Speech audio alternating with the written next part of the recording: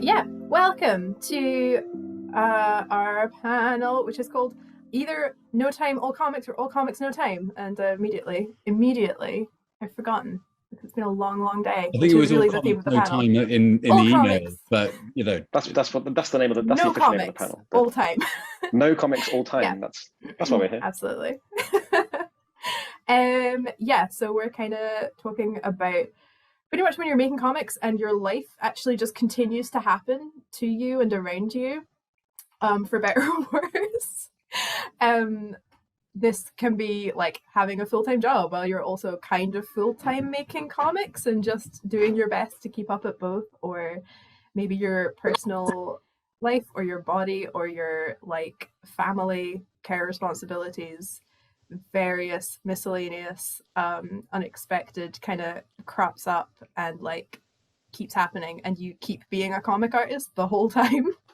And just kind of like how you stay afloat in all that. I think we're all people who have a lot of these elements and have continued to be comic artists, just unstoppably so, which is why I'm super excited to ask a bunch of questions and hear a bunch of interesting answers and stuff from everyone.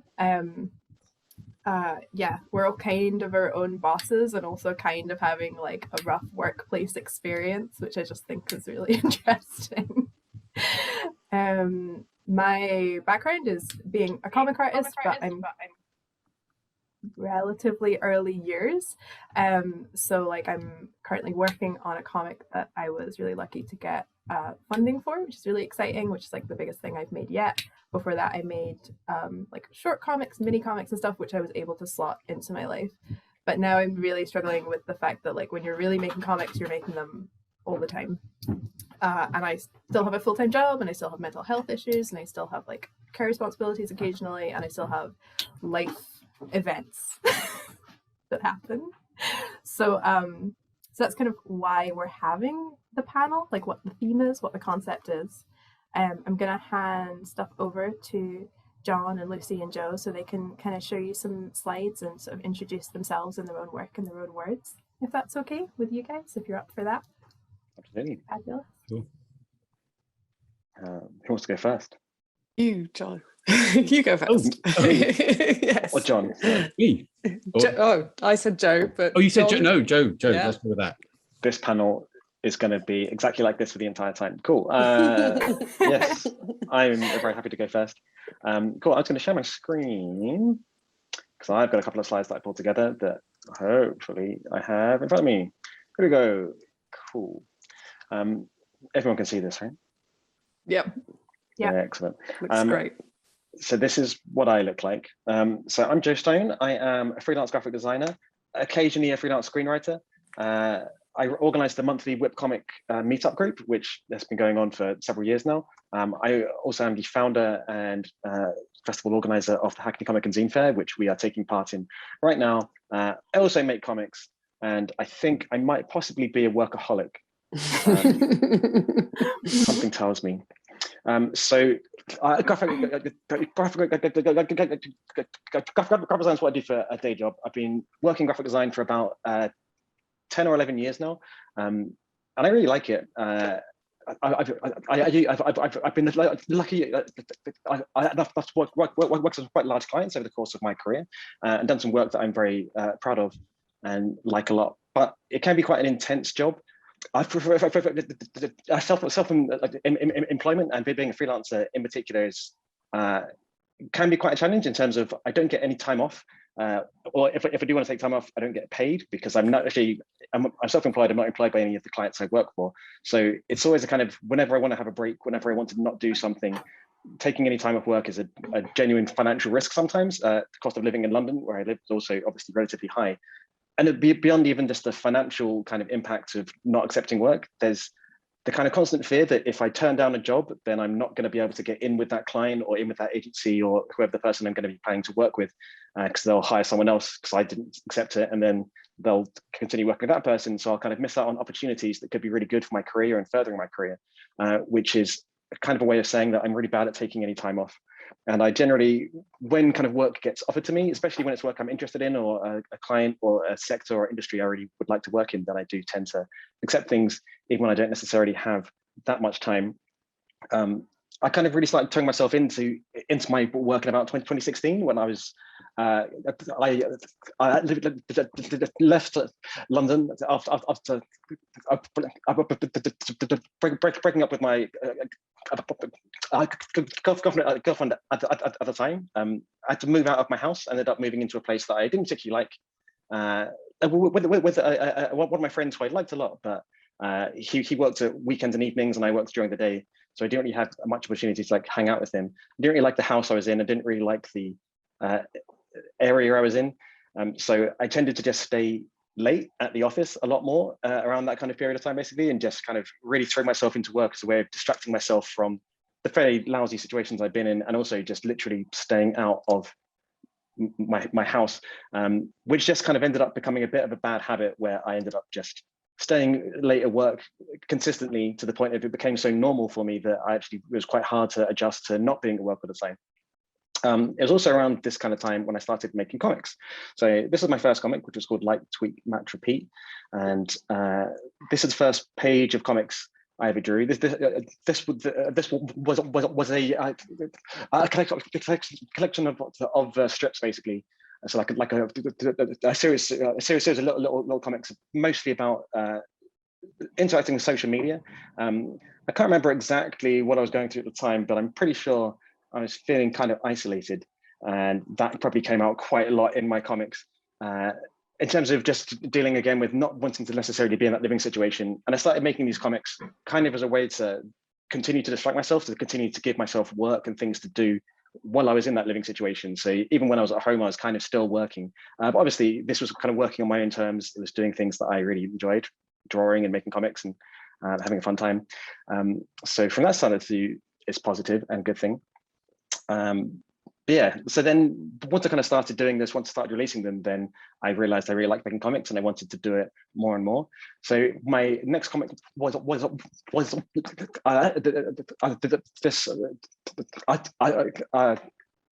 coincidentally autobiographical comic stutter about having a speech impediment.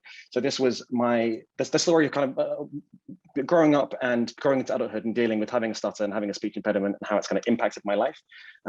This was kind of when I started taking comics a bit more seriously, I guess, and starting to develop my craft and like hone it a little bit more into more like a kind of full narrative form rather than little comic strips. I started to play around with like page layouts and the way that I use comics as a visual language. And this was also fairly successful for the kind of scale I was at. People seemed to like it. I sold quite a few of them. It's also kind of had the negative effect of it sort of spurred me on a bit more to try to be even more ambitious and continue to make more and more ambitious comics. My next one after that was the Jurassic Fiction, which released last year. This is my longest project to date. And this one, again, I was kind of really trying to experiment and play around with the style and things I was doing. So this one was a collection of 3 short fictional stories, all of which kind of bled into each other. So they all sort of merged into one big overall story, but it was also divided up into 3 separate things. Each one had a different comic making style, but ultimately were all part of the same overarching narrative. I basically made it more complicated than I needed to, but hopefully it was still, I think a relatively decent piece of work. But yeah, I do tend to have a habit of increasing the scope with each project that I do, and partially to kind of give myself an interesting challenge, partially to kind of give myself more work, I guess.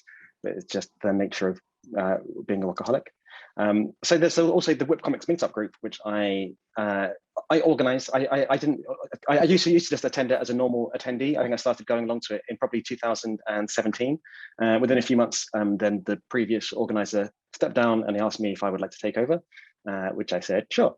And in that time, we have released a series of books as a group. So every year we've released 1 or 2, in the case of Success and Failure, to release together a group book. So the work here is I've done comics for each of them, and also I kind of design the books, put it all together, and kind of help kind of coordinate things working or coming into place. But this year's one, which is a debut at the Hackney Comic and Zine Fair, is Lucky Whip, of course, which you can buy from Whip Comics in Hall 1, which is this one's a collection of, each one's an envelope with 5 random mini comics in it. You also get a download of all the other ones, but they're all themed around luck. You don't know what you're going to get. It's the most fun you can have purchasing anything. I also organised Hackney Comic and Zine Fair. So this started back in 2019, where I just had an idea where I wanted to do a comic fair. It was originally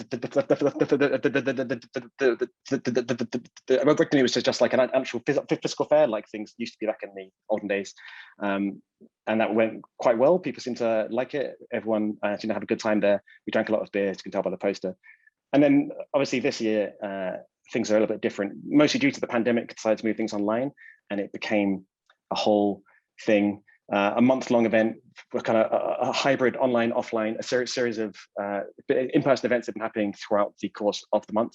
And obviously the virtual comic fair and all these panel talks like this one that you're listening to right now, which is quite a lot of work, it turns out, to organize events, especially doing a month-long thing, which in hindsight, maybe too long. Won't be the judge of that, but it's obviously been quite a lot of work over the course of this month. It's been fairly intense, but also really, really fun. And I know I will definitely be doing it again in the future. And it's something that I obviously chose to do and continue to enjoy doing, despite the fact that it's quite a lot of work. And yeah, I'm also a workaholic. So even when I'm not doing comics or organizing events or doing my actual job, I tend to just be drawing stupid pictures or something. I just tend to fill up my time as much as possible with doing things. This is a series of stupid Star Wars drawings I have done in the past, which again I post on the internet. People seem to respond to quite nicely. I have a bit of a problem with when I get an idea for a stupid joke or something, then I kind of have to see that through to its logical conclusion. The most extreme case being Does He Look Like a Bitch edition of I Guess Who, where one of my friends said, wouldn't that line be funny in a game of Guess Who? So I actually physically produced a fully functioning working set of Guess Who with characters from Quentin Tarantino's film Pulp Fiction, and we played it, and it is funny. It does work. If you say, does he look like a bitch? You just, the gimp goes down, everything else does the same. But still, I just tend to have this habit of when I get this idea in the back of my head, I kind of need to see it through. I think that's probably where the workaholism comes from. And yeah, that's me. I shall stop sharing my screen. That's great. I want to play the Guess Who. Well, there's 2 copies in existence in the entire world. My friend's got one of them, and the other one's lost somewhere in a design studio cupboard. So unfortunately, not immediately. But yeah, Lucy or John, do you guys want to talk about yourself now? I reckon Lucy should go. Okay, thanks, John. Okay, I'm not in my studio because it's bedtime and my daughter's bedroom is above our studio, but more on that later. So I'm going to try and share my screen, but I might seem like an old fuddy-duddy who doesn't know what the hell they're doing. So bear with me. It's only partially true. No, do I want to do a screen broadcast? Is that how this works? Share content. Maybe, John, you could have a look and I'll just like mess about and see if I can get it to work. Sure. Okay, so yeah, so I guess if I just share my whole screen and then okay. God, look at that. You'd think I'd at least have the file open, wouldn't you? Okay, how's that? So, yep. Looking cool. Looks good, yeah. So yeah, sorry, I didn't. I haven't been as organised as Joe in putting together a list of kind of what I do. So I'll just briefly say. So yeah, as well as being a comics artist, so my day job is I'm a lecturer in illustration at Kingston University. Well, I also teach at a couple of other art schools in a much smaller role, but that's my main job. And actually, yeah, when we're talking about how day jobs can kind of expand to fill a lot of time. I mean, it's the first week of term, so I am really feeling that at the moment. I've spent all day kind of firefighting already on the day job, and it wasn't even supposed to be a day that I was spent on that. So in addition to that, I'm also an academic. I mean, and I really like, I love both of those jobs. So there's absolutely no complaint here. And as an academic, I get to write academic articles about comics and write about things about sort of drawing theory and, various ways of analyzing this art form that we all love. So that's all wonderful. And there is even a little bit of time in my contract, which is paid time to do that research. So in that sense, there is a bit of support for getting on with all of this stuff. Although, of course, anyone else who's experienced that kind of work will know that the amount of time that you spend on your research is way, way more than the amount of time your employer actually pays you for it. And similarly, yeah, I do also do a bit of event organizing. I don't think, I mean, organizing this fair, I think has been it seems like it's been a behemoth, which is much bigger than anything that I do, but I organize or co-organize the Transitions Symposium, which is an annual comic studies event, which again is one of those, and it's, you know, it's great and it's very comicsy, of course, it's all about comics, but it's not actually making comics. So in that sense, it adds to that list of things that can perhaps get out of control and get in the way. But so the slides that I have here, coincidentally, so this allows me to keep the presentation relatively short, the thing that I've mostly been making comics about in the last few years is also the main thing or the headline thing that gets in the way of my ability to be productive about making comics. So these panels here are some of the opening panels from my comic called I Guess My Body Pretty Much Hates Me Now, which was a Broken Frontier award winner last year. And that comic is about the fact that I have multiple sclerosis. So that's the disability that I refer to in these opening panels. Yes, there's the cover of the comic. Just to say a little bit about that comic. I mean, actually, this also sort of fitted into my academic work. So there's a way that these things come together. So I actually produced this comic as part of a postdoctoral residency. So I was funded to do this by University of the Arts London. So actually that was a wonderful opportunity where, I mean, it wasn't a full-time thing, but you know, to some extent, for a very brief period of my life, actually making kind of an intensely personal comic did become not quite a day job, but did become a thing that, you know, I could happily spend some of my week on and not have to worry about other things that I was doing with my time. So in that comic, because it was based on research into at London College of Communication, they've got this wonderful archive of comics that was bequeathed to them by this guy, Les Coleman, who was himself an artist, also a poet and a critic and a curator. When he died, his collection of his own artwork and his poetry went to the Tate, but his collection of comics and illustration books went to LCC. And in particular, he really focused on sort of underground alternative comics. He was a huge Robert Crumb fan, had this massive Crumb archive, loads of correspondence with artists. He was also really into Julie Doucet, Alexander Zograf were key features in his archive. So part of the brief for the residency was that you made a new piece of artwork or a new piece of research, and you did it by responding to work that was held in their archives. So this comic that I produced primarily focuses on the image on the right, which depicts or caricatures the moment of me receiving the MS diagnosis. That's based on the work of Mark Bayer, who's fairly obscure. He was featured in Raw, the classic Art Spiegelman and Francois Mouly edited anthology, so sort of an outsider artist who does comics. And I picked up on his style because basically his characters exist in this sort of surreal, nonsensically cruel universe where everything's just weird and just horrible stuff happens to them with no explanation whatsoever. And so overall, the feeling that his comics give to me, I was like, well, this is a bit like the feeling that you have when you get told that you've got an incurable degenerative disease. You're just like, why me? Why has the universe done this to me? And so the idea was that by trying to draw in his style, I could kind of hopefully infuse some of that emotion into that story. And then the other story, so this was based on the work of Ivan Brunetti, in particular his very early work, which is like really scatological, really scabrous, actually really quite offensive, some of it. And so I picked up on his style there. And well, I don't know, one of the common symptoms of multiple sclerosis is incontinence. And one of the most traumatic experiences that I had as a result of this disease was this is a few years back. It was on the way to work. It was actually my first day of work in one of my smaller jobs, which was at the Royal College of Art. And thanks to the disease, I shat myself on the way. And I had to kind of like turn up and go straight to the toilet and clean up and stuff, and then go and teach for a full day.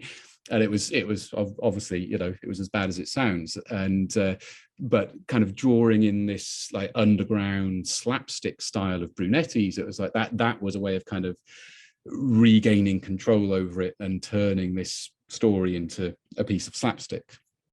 So that was that comic. And I'll just show a couple of images from more recent stuff, which, as I said, the things that make it difficult for me to get as much comics made as I'd like these days are things that I talk about directly in the comics I've been making. So this is from a more recent, shorter strip, and it's continuing with this idea of picking up on styles of other artists. So this is John Hicklenton, which like people who grew up on 2000 AD or like British comic fans of a certain age will be familiar with his work. And he had multiple sclerosis. So I've been looking into his life and sort of what happened to him and how he coped with it.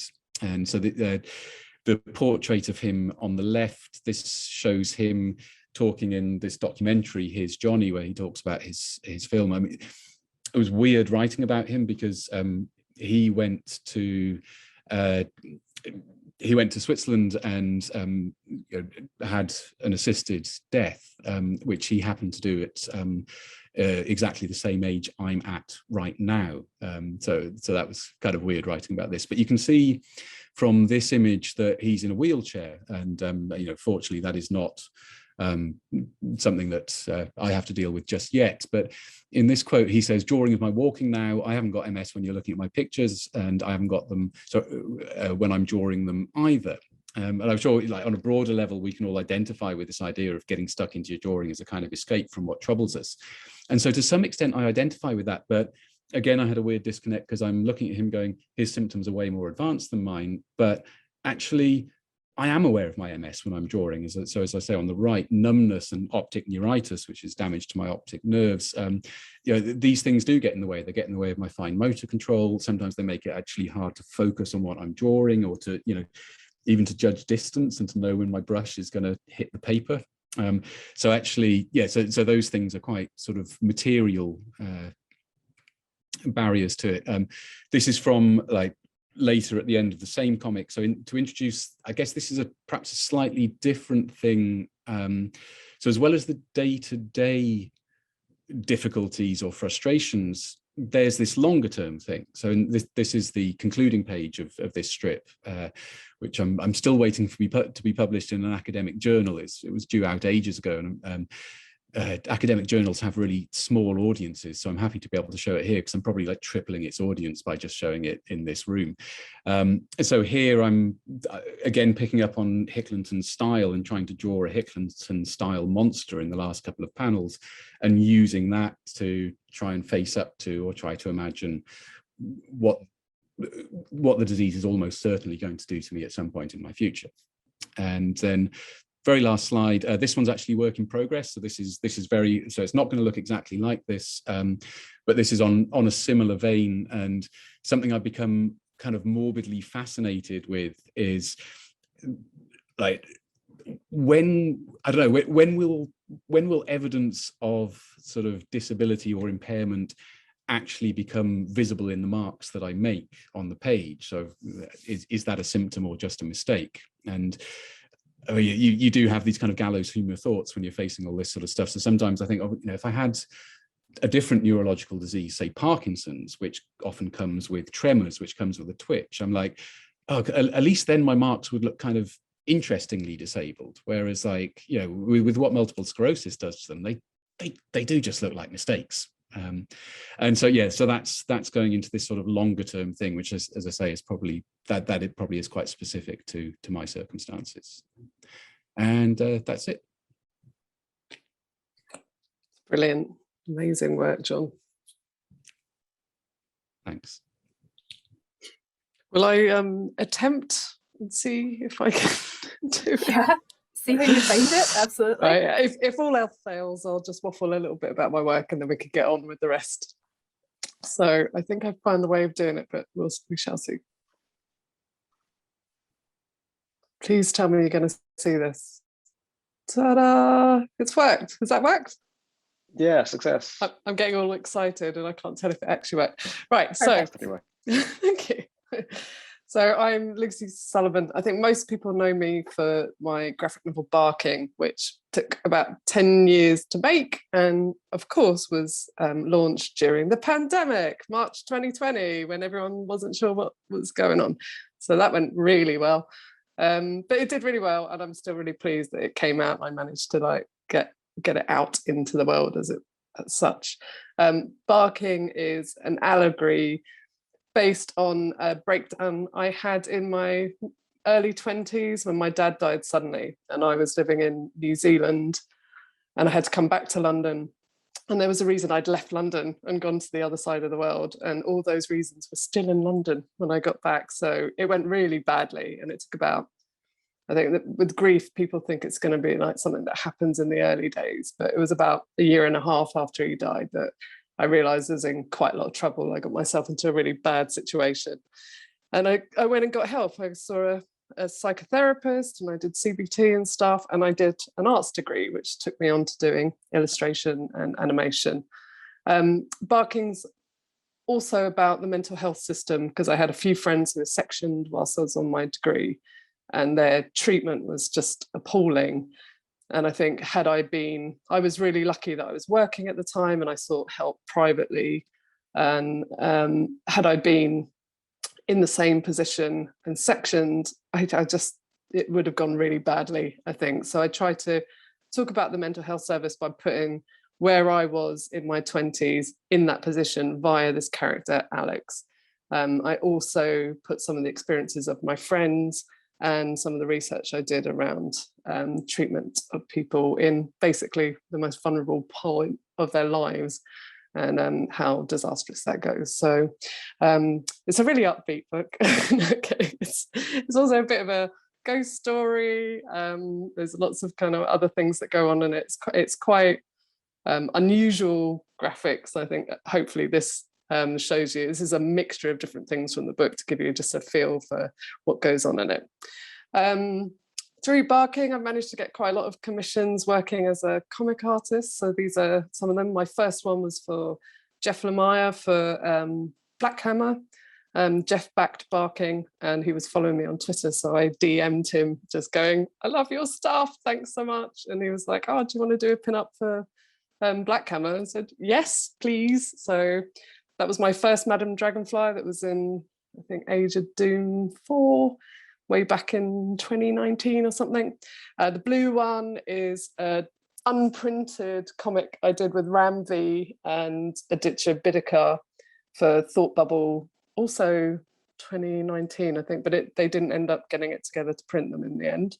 The sort of Crazy Skeleton was for Eisner nominated now. Hey Amateur was for Shelley Bond. I did a one-page comic about blind drawing, which is a technique I use a lot. The Scary Lady with the Dolls above is Uri for Killtopia, Dave Cook's series. And the last one is my second Madame Dragonfly for Black Hammer Encyclopedia. That one was a lot of fun to do. And I used a lot of reference photos. So I've got some pretty crazy pictures of myself doing the witchy hands. This is some other stuff. So I've got the guy with the cigarette is the story I did with Fraser Campbell from Tales for the Quarantine. They're all one-page comics for like 400 creators around the world. The lady with the lime green, it's really weird describing my work, is Hey Don't Go. That's like a space opera that I drew for Steve Thompson, and he writes it and they have a different artist working on that. I did a pin-up for Helen Stalingrad. At the bottom is an illustrated short story which John Reppion wrote for Scrawl magazine. That was a lot of fun to work on. That's for Black Cat. And underneath is an Extinction Rebellion comic strip I did for them, and they were trying to turn like eco warriors into superheroes. So this is Shooter Cattle, who's this amazing young eco warrior in America. And these are the more recent ones. So at the top is a Sweeney Todd story I did for Razor Blades, written by Dan Watters, and Hassan Otsmain Al-Hal lettered that, and he also lettered Indexed, written by Fraser Campbell. So Sweeney Todd and I is clearly about Sweeney Todd, but it gets really mad. I don't know if you've read any of Dan's work, but it gets pretty abstract, and it was a lot of fun to draw. Index is like a kind of lo-fi sci-fi story about this girl Meredith who wakes up branded as an outcast, and she goes off into this city to find out why.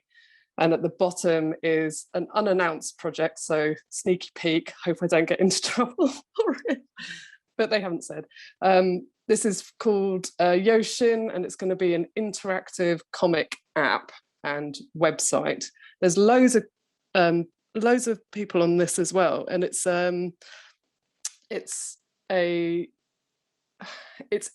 to raise money for the earthquakes in Japan 2011. So all the stories are set in Japan. It's going to be narrated by Japanese voice actors in Japanese and English, and also all the dialogue is going to be in either Japanese or English or text, and you'll be able to read these comics.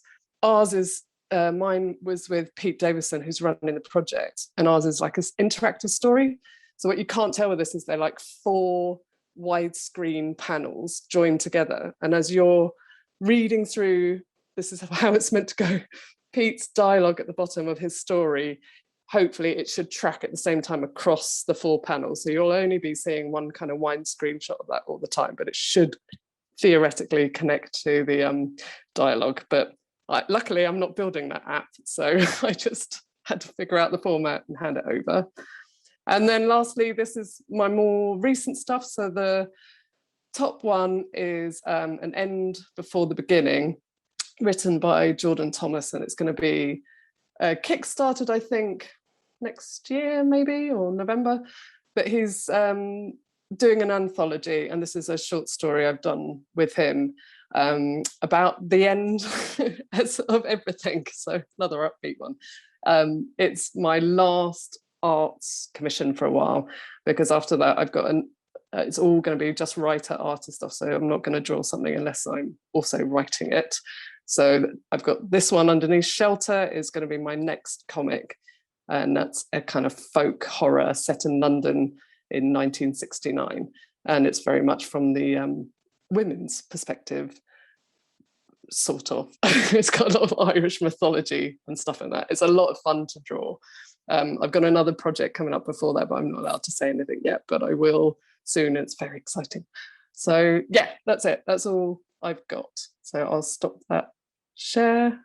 Ta-da, it worked. Amazing, just amazing stuff. Oh, thank you. I just waffled. Amazing. I feel like my brain is just like full of just like so much stunning art.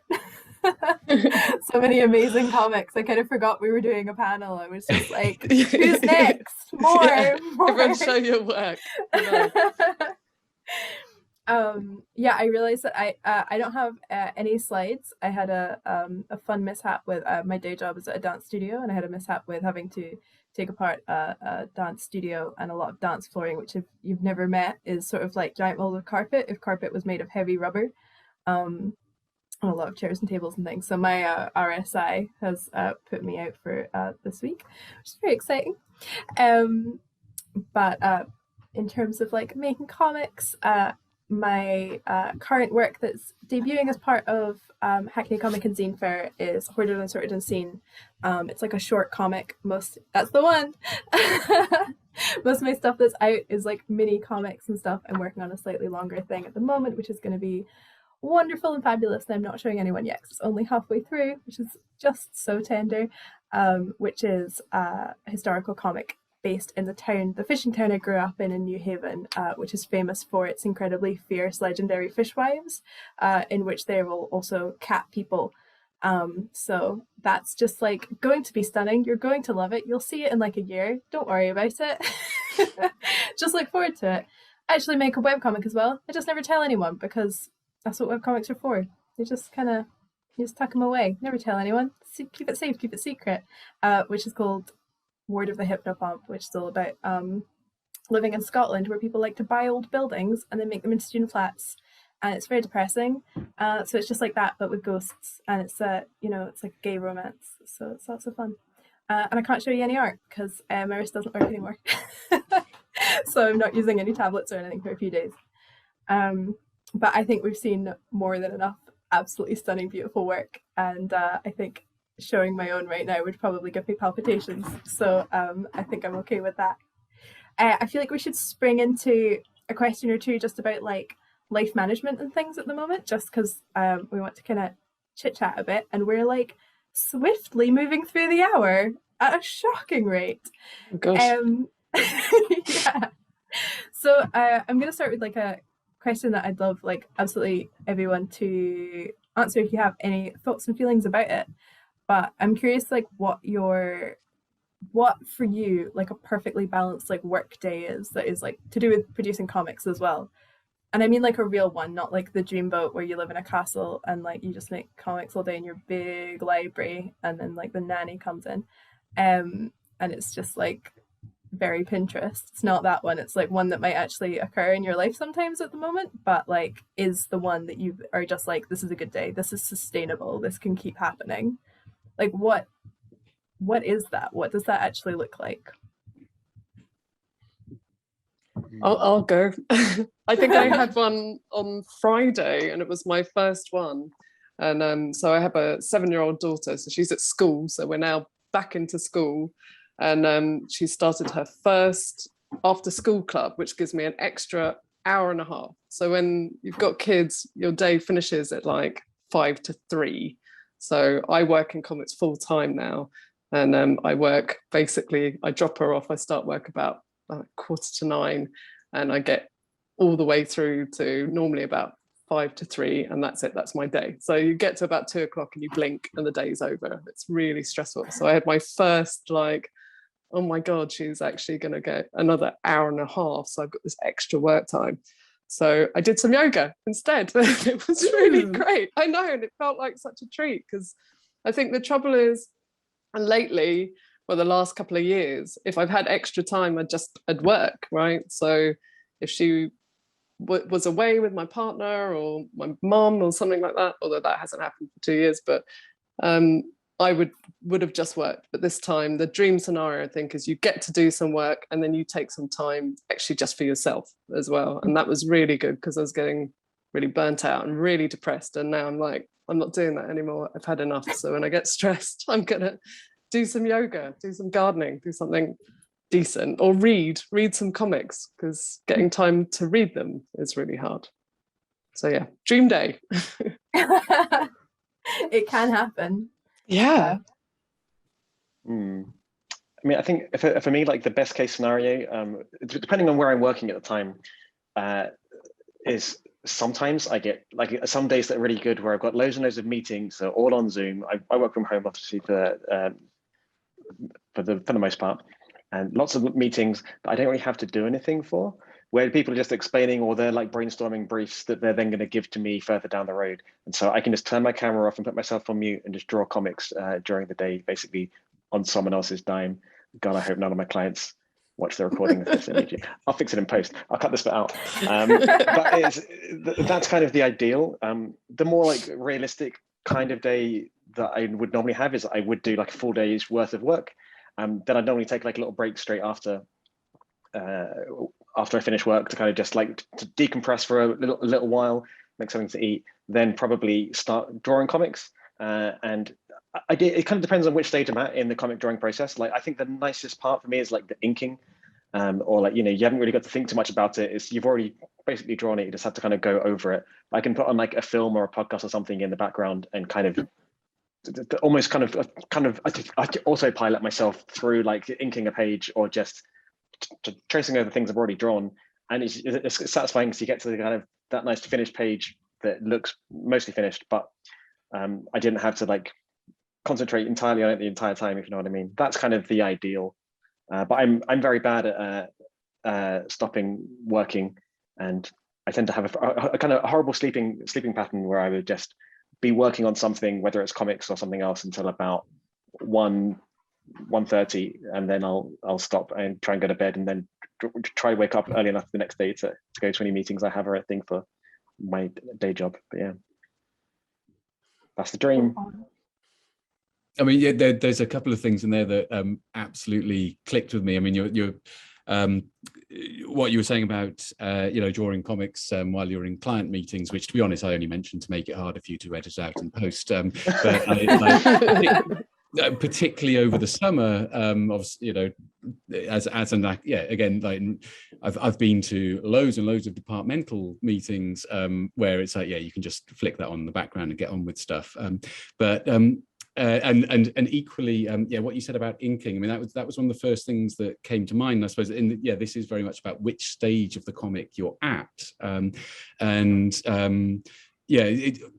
guess sometimes you get to a stage where it's like the decisions have been made. That difficult thing about pacing or sequencing or whatever, or that awkward speech balloon placement, it's kind of done. And you can just like get into this zone of making it look nice, and you can have whatever on in the background. I mean, and that's glorious. And that does feel like, I mean, Lucy, you mentioned yoga. That does feel like, taking me time, doing something for yourself. It can feel really meditative. But actually, in perhaps the more sort of functional level, I suppose the first thing that came to mind was just like having a guilt-free day of comics. I mean, this is the thing. I mean, Joe, you mentioned in your introduction to yourself about being terrible about taking on too many things, and I mean, I've been that. I mean, particularly like, I guess the last couple of years, I mentioned how it's been. On the one hand, it's been wonderfully exciting for me that I've been able to sort of do comics in this research context and have it sort of recognized in a way that kind of leads to career advancement. I can't believe I just used that phrase, but there we go. But this means there's always, so being able to just go, yeah, I can just spend 6 hours on this, and actually I don't need to worry about that book proposal I'm supposed to be writing, or those revisions I'm supposed to be making to that chapter, or those number of student emails that I need to get back to. It's just that those sort of those rare times where you can carve out guilt-free time, and you don't feel like I should be doing something else. I think that for me, whatever it is that leads to that would be my perfect comics working day. For sure. It's so funny how like the different stages of comics are just like not built the same. Like, as much as a lot of the fun and excitement and energy and stuff, it's like when you're scripting things and thumbnailing things, there's nothing as satisfying as the day where you finished inking a page. Nothing makes you feel like you've done as much, and like you're just like flying high because you're getting so much done every day. Never mind that it's 6 months of work. If every day I could finish inking a page that I guess I drew in a different life, like a penciled on a different lifetime, but those are such productive days, despite that doesn't make any sense at all whatsoever. That's actually something that I've been trying to do like lately in terms of my like comic making process in general. Of like there's parts of the process that aren't anywhere near as much fun as other parts of it. Obviously, the best bit is finishing it and never looking at it again. But all the other part I like most is the kind of coming up with the ideas in the first place and thinking about it. Those are like the two best bits: the beginning and the end. And the middle bit, like the penciling and doing all the page layout stuff like that's quite a drag. So I have actually started to like. I don't know if anyone else does this, but I don't necessarily draw the comics in sequential order anymore. I used to just always do it like the first page and then go in that order. And I do write a script first, then do all the pencils, and then I'd ink it all, and then I'd do like a color layer, whatever, and going in that direction. I started actually just like kind of leaving the most fun things till last as well. So if there's like a particular page I think I'm really looking forward to draw, or I think it's going to be quite easy to draw, knowing that also drawing hurts my hand. The more you do it, especially if you're working on a lengthy comic for like 6 months to 10 years or so, in Lucy's case, then you kind of like leaving the things that are the easiest, like physically easiest until last, is something I've started doing. And trying to actually break up the process, so I don't do all the pencils, then all the inks, but like I pencil a section, then I ink that section, then I pencil another section, then I ink that section, just because it kind of it breaks up the process a little bit and makes the kind of enjoyable things more frequent. Yeah, it's a good idea. I love the thumbnail stage and the sketching. I think that's my favorite because it's got so much potential and you haven't like disappointed yourself with the results yet. I always have an idea of how it's going to look and then I have to just accept that it's going to be what it is actually going to be, and that's fine. But the drawing bit for me, like John was saying, it is massively my favorite part is when I've thumbnailed it and I hit the drawing board and I get out my carbon paper or whatever and get drawing, and I'll chuck on some music and sing really loudly and really badly and make a really big mess. And I'm sure my neighbours hate that day, but you know, it's my favourite part. But I need no one else in the house for that one as well. So, you know. Actually, that's the other thing, is when you get the space to yourself, if you share a space, I think it's like really nice if you can get it to yourself as well. Yeah. And there's my cat. What's your cat called? It's Puka. Puka, good Puka. Name. It's like a kind of Irish fairy, trickster know. fairy that can't be trusted. Puka. I have a Puka in barking because the dog's a Puka. So yeah, it's perfect. Yeah, she has golden eyes as well. It's just like we didn't. She's perfect. She's clearly got a lot to say on the subject, and I really need someone who talks cat. Put the cat on screen. My girlfriend has kindly come to take her away. That sounds dark. I just mean take her into the next room. Take her away. She will be seen and heard of again. This is like so nice. We're all talking about our favorite things about comics, and that's just not what we're here for. We're here to talk about suffering. We're talking about the struggle, the crushing, the opposite of what we're meant to be doing. Sorry. The worst thing about comics, let me tell you. Exactly. Yes. I'm gonna like skip ahead to like one of my like last questions because we've like just been having far too good a time, and as far as I know, we're only here till 8:30. Which is... I think we're here till 9. 9. Oh, so we can really? hang around as long as we want. Good. We got time. That's we can great talk about news things for me. Cool. In that case, never mind. I would love to ask another question then.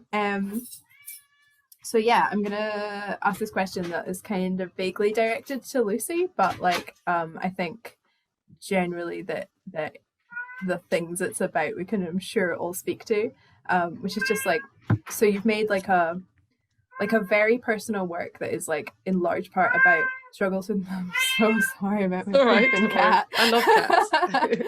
Okay, cool. She's like a street cat, so she makes a lot of like unusual noises. Like she's not super used to meowing for people. So I'm so sorry. So you made like a very personal work about mental health. A lot of it has your own personal experiences in it, while it isn't biographical. And like that's very much like something you've presented alongside the work. And that's also been done in a really labor-intensive style. Like I've seen some of the videos you've posted about how you make this book. I've heard interviews with you talking about how you've made this book. It is not like a quick, I can understand where the 10 years went, Well, it didn't take me 10 years to make it. It took, so I had like, it was over a 10-year period. So like from the start of the idea to having a book in my hands took about 10 years. So I was teaching life drawing at the time, and I was working in an animation studio. I was drawing like backgrounds for a director, and it was enjoyable but not satisfying, and I was sort of in a creative slump and I was getting really depressed. Anyway, one of my life drawing students, Nick Abadzis, is a graphic novelist. He suggested doing comics, and my partner suggested making it about depression. So I did get started, but I still had a job. I was teaching at Kingston, where John teaches at the School of Art. I was teaching location drawing and all sorts. Anyway, I got pregnant. So in that 10 years, I had a child. And when I was pregnant, I couldn't draw, I couldn't write. I lost my mind completely, which was something to be aware of if anyone goes down that path. I mean, I just lay on a couch for like best part 10 months, watching Buffy and eating chocolate biscuits. And it was kind of glorious now that I look back on it. I read a lot of comics and I did a lot of research, but I just had to I think one of the key things you have to do when things like, I had this plan that I could be pregnant and not working and make comics, and then I got a brain fog beyond any level and I couldn't do any of it. I mean, I literally couldn't draw, I couldn't coordinate my hand or anything.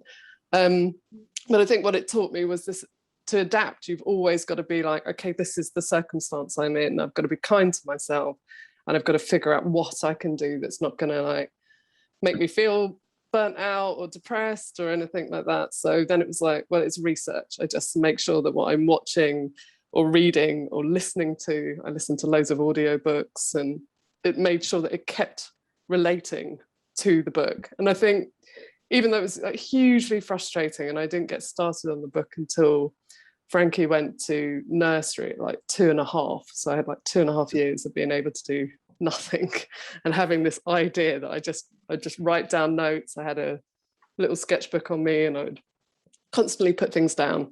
So by the time she was 2.5, then I got cracking. So that was like 2016. And then it was a matter of making chapters, getting on social media, trying to get some interest, meeting my editor.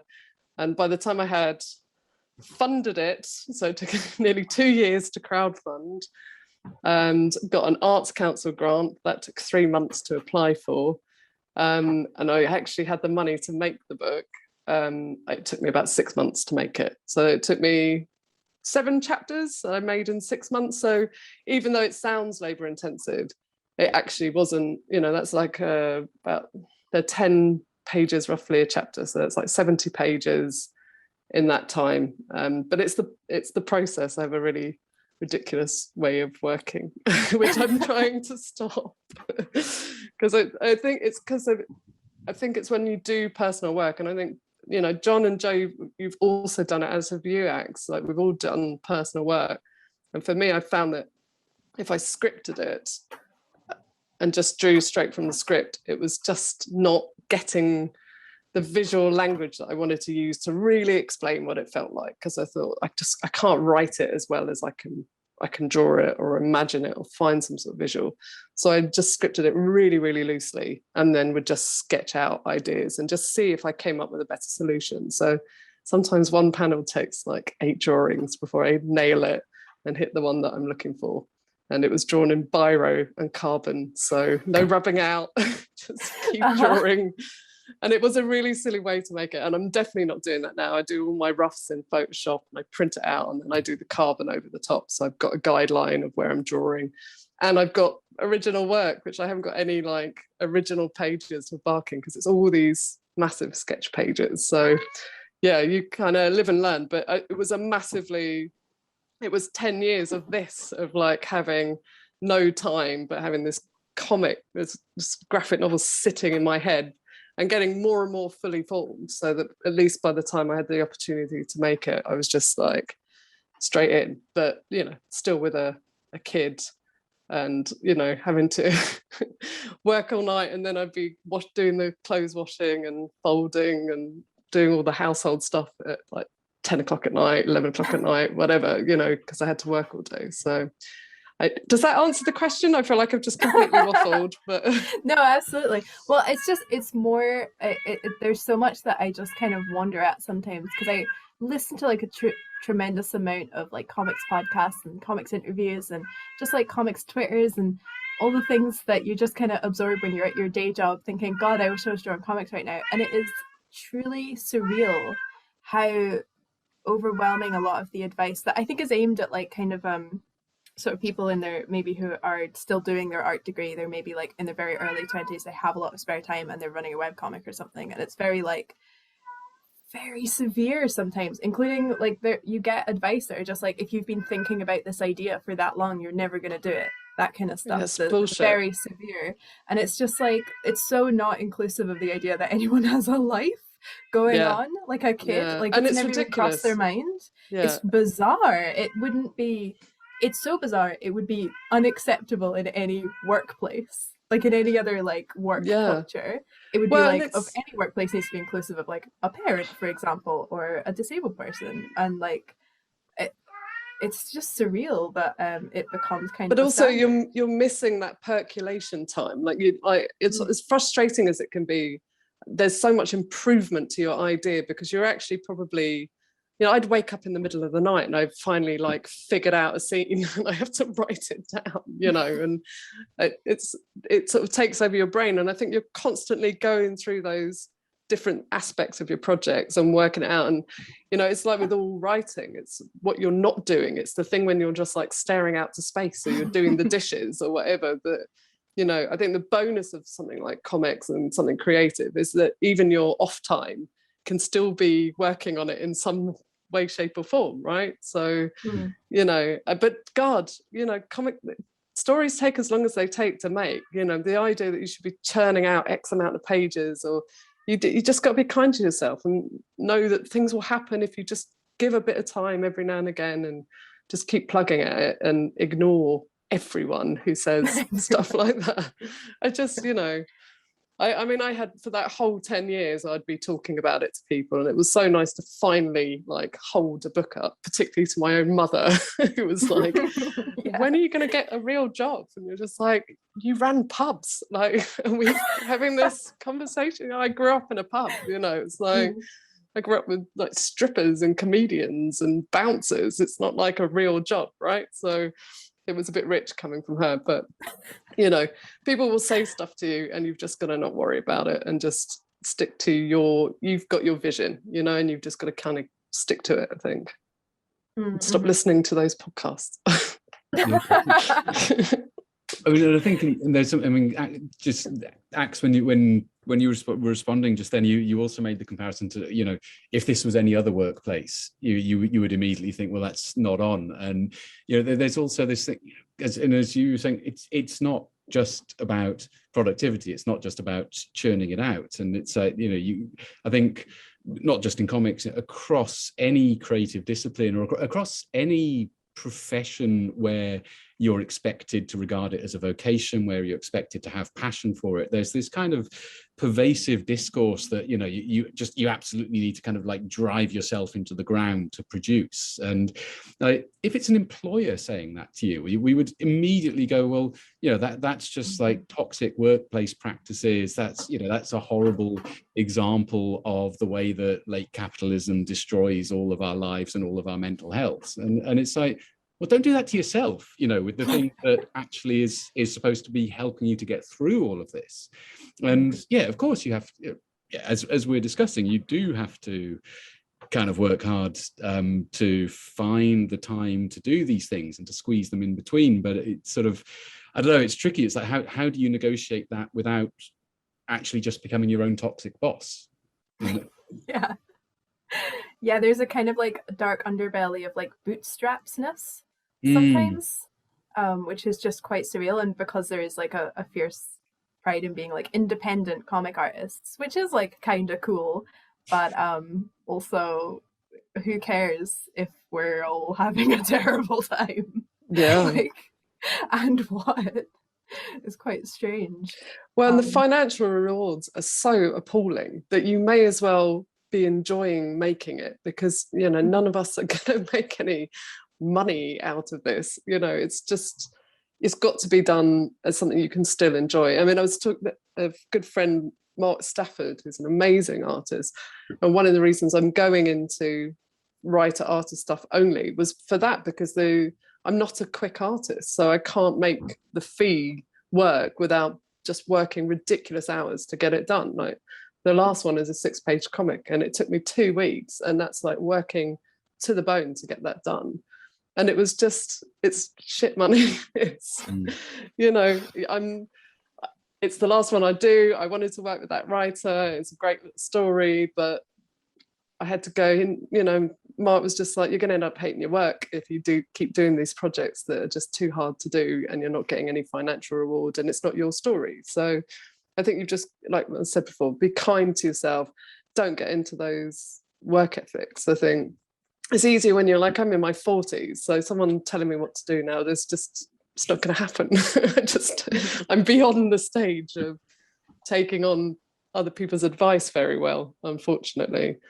But that seems so toxic to each other, that a community that should be supporting each other is like driving each other on to greater and greater kind of work excesses. It's really sad, worrying. No, but on a mental health level, I think you don't want to turn something you love into something that exhausts you and triggers you in any way. You know, I had that with barking. It was really, really triggering. I had to write about shit that had happened that I just buried deep in my 20s and forgot about, that had to be spoken about.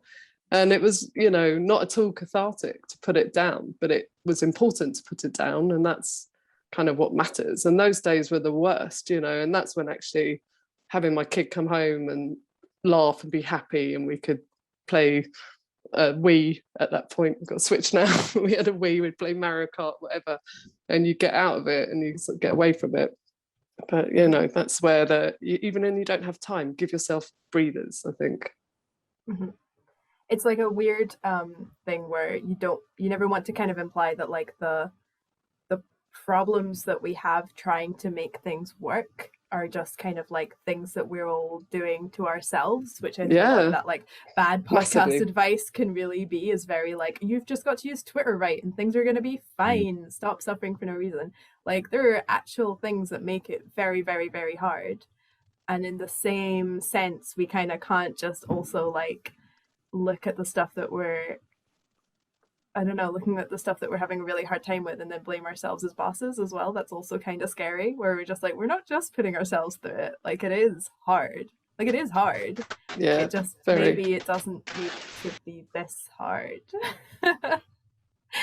I had another question for John as well, where you described yourself when we were talking before, you described yourself as someone who's really good at being like the squeaky wheel in the NHS in terms of like healthcare, which people might be familiar with the phrase. It's like the squeaky wheel gets the oil. And if you're dealing with the NHS, if you've ever had to do that as someone who the NHS just didn't happen to be interested in, which just huge groups, they're just not of interest for some reason, and you kind of have to really fight for your healthcare.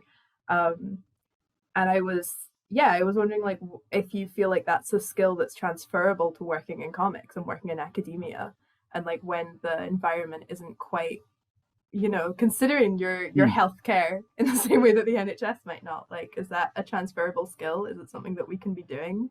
I mean, it's such an interesting question. It's a great question, and it's not one that I you know, when you pose this, it's not one that I would have thought of. I mean, I think there are some overlaps. I mean, but I suppose I'd say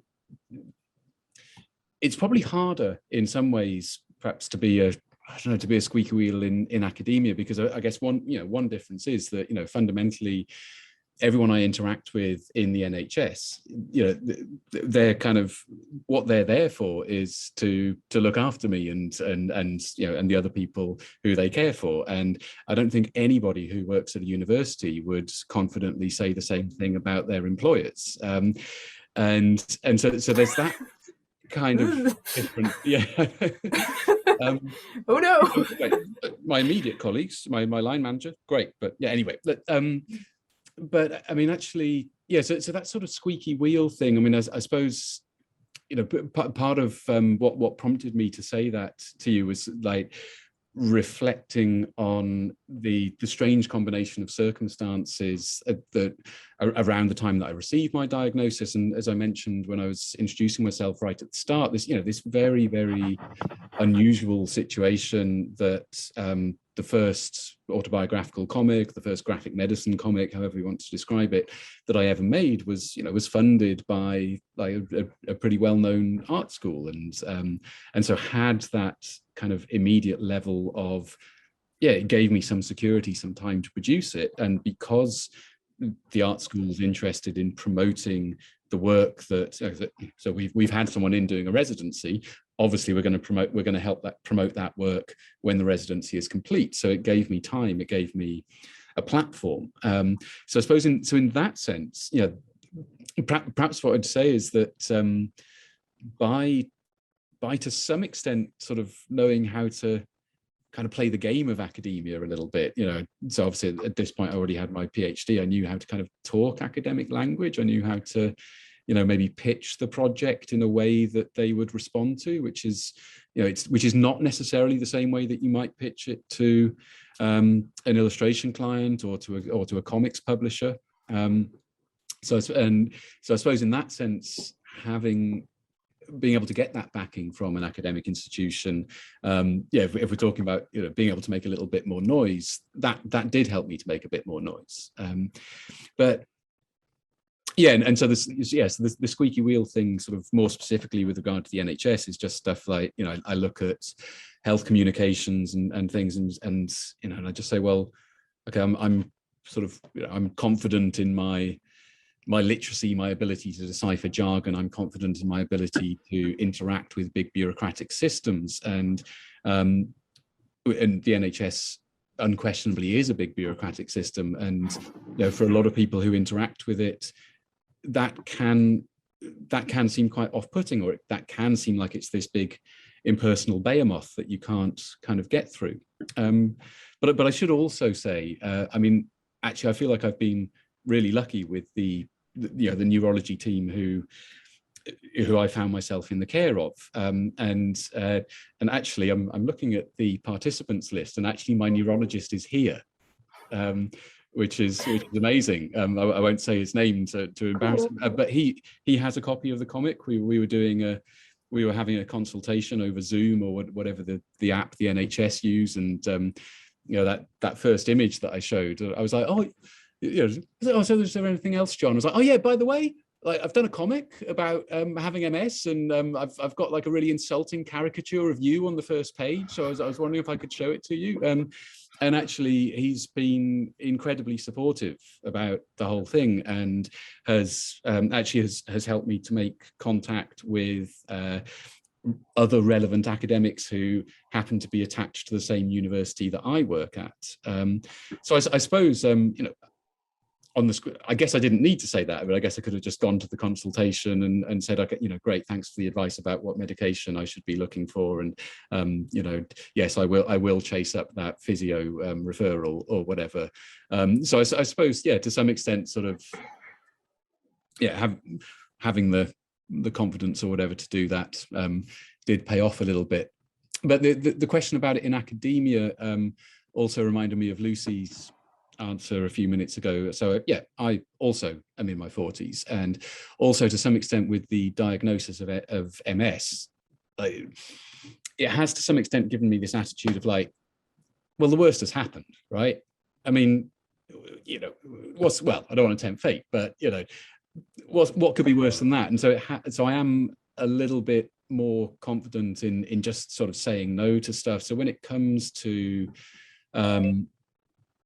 let's say, yeah, having discussions about what form my research should take. So without wanting to go too much into the arcane details of academia, with the sort of research managers at my university, and they're like, okay, so which of your publications do you want to put forward for the research excellence framework this year?